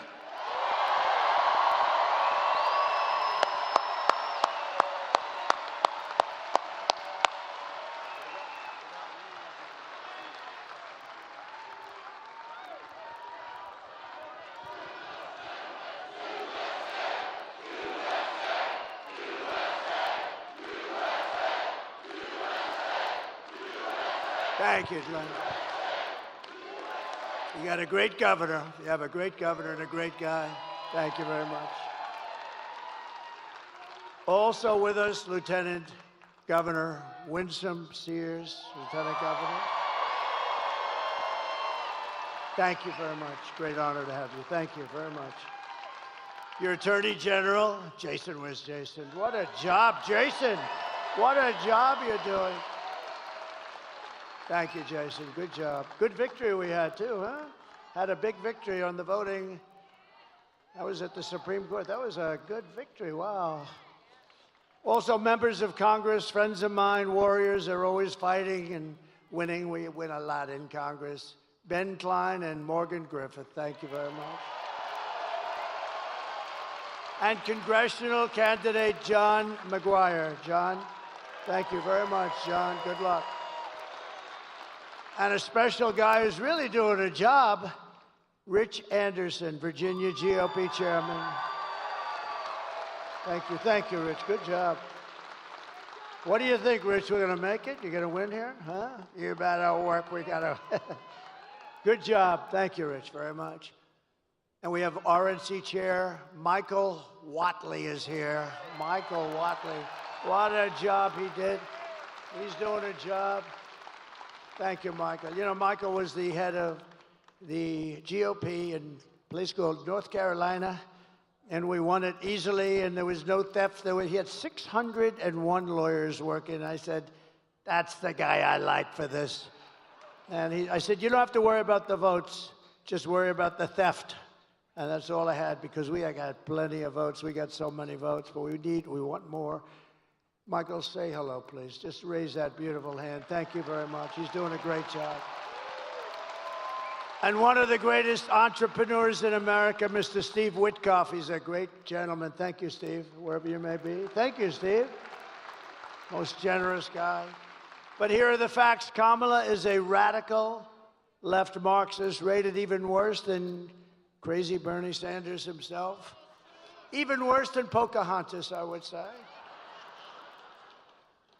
Kamala destroyed our economy. She was an original creator of defund the police movement. Anybody that wants even defund the police for 1 day, 1 second is not worthy of being president of the United States. Kamala vowed to abolish ICE. She pledged to confiscate your guns and endorsed a total ban on handgun ownership. She wants to confiscate. She will confiscate your guns. Would anybody in the room or anybody outside, you have 25,000 people outside. I wish I could show them. Can we show them? Is there a way? Because they are outside. And, I mean, they are the greatest people. We got 25,000. Is there anybody here that would like to give up their gun to Kamala?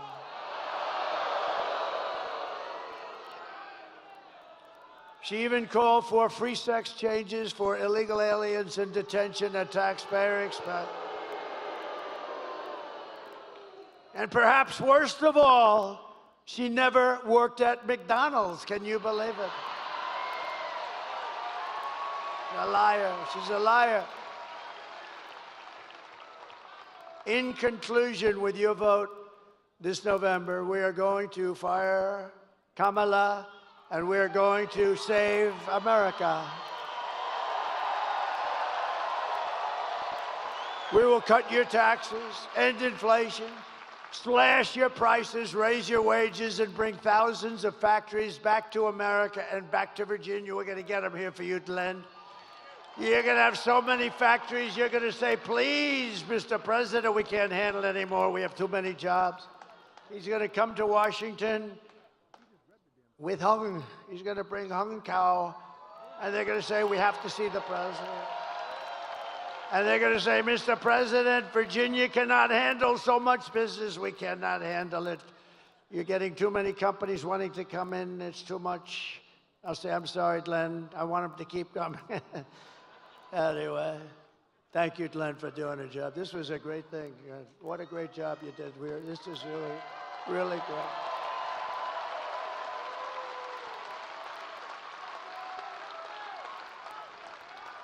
We will build American, we will buy American, and we will hire American. And I will end the war in Ukraine. And I will stop the chaos in the Middle East. October 7th would have never happened if I were president. And I will prevent World War III from happening. We're going to prevent it. And we've never been so close to World War III. We have never, ever been so close to it, with the Middle East all over the place. You know, the great leader of Hungary, Viktor Orban, he made a statement very recently. He says it a lot. They said, what's happening with the world? It's blowing up in the Middle East. It's blowing up with Russia, Ukraine. Nobody knows what's happening, what's going on. He said, put Trump back as president. When he was president, there were no problems with the world.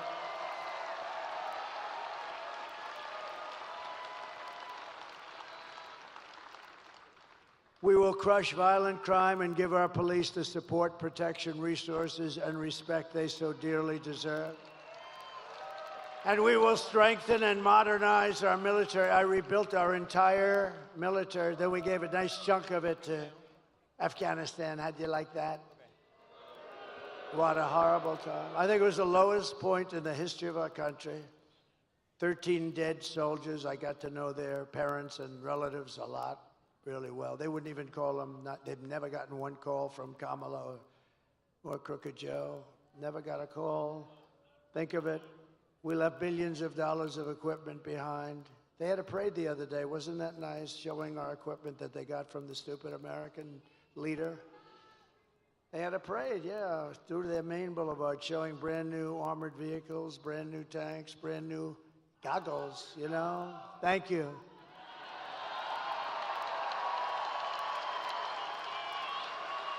Thank you. What a nice group. Where's that group? Let me see. Stand up. Let me see. Whoa. We're going to get you a better seat next time. You're right at the top row. We will build a missile defense shield around our country. It's going to be made, a lot of it right here in Virginia. It's going to be made in the USA. We're going to rebuild our cities, including our capital in Washington, D.C., making them safe, clean, and beautiful again. We will get critical race theory and transgender insanity the hell out of our school. And we will teach our children to love our country, to honor our history, and to always respect our great American flag.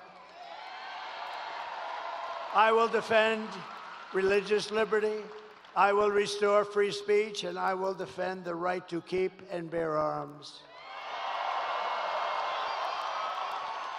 After years of building up foreign nations, defending foreign borders, and protecting foreign lands, we are going to build up our nation, defend our borders, and protect our lands and our citizens. And we will stop illegal immigration once and for all. We will not be invaded. We will not be occupied. We will not be overrun. We will not be conquered. We will be a free and proud nation. Once again, everyone will prosper. Every family will thrive, and every day will be filled with opportunity and hope and our beautiful American dream. We're going to have our American dream back very soon. But for that to happen, we must defeat Kamala Harris and stop her radical left agenda with a landslide that is too big to rig. You have to get out and vote. That's all you have to do. I'm one of the few politicians that comes up. Can you believe I'm calling myself a politician? I just realized that's a terrible thing to say. But I'm one of the few politicians that, I don't want your money, I don't want anything. I just want that vote. You got to get out and vote. I don't want your money. For the past 9 years, we have been fighting against the most sinister and corrupt forces on earth. We have very, very evil people and forces. With your vote in this election, you can show them once and for all that this nation does not belong to them. This nation belongs to you. It belongs to you and you. It was hardworking patriots like you who built this country. And 3 days from now, it is hardworking patriots like you who are going to save our country.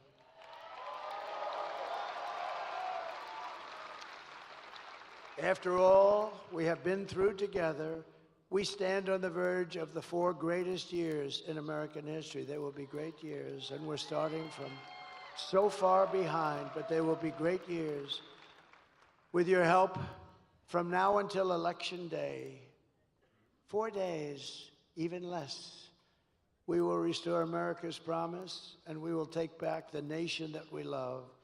We are one family, one people, and one glorious nation under God. We will never give in, we will never give up, we will never back down, and we will never, ever surrender. Together, we will fight, fight, fight, and we will win, win, win. Thank you. We will win, win, win. Thank you. Thank you very much. November 5th will be the most important day in the history of our country, and together we will make America powerful again. We will make America wealthy again. We will make America healthy again. We will make America strong again. We will make America proud again. We will make America safe again. And we will make America great again. Thank you, Virginia. Thank you very much. Thank you. God bless you all. God bless you. Thank you. Thank you, Virginia.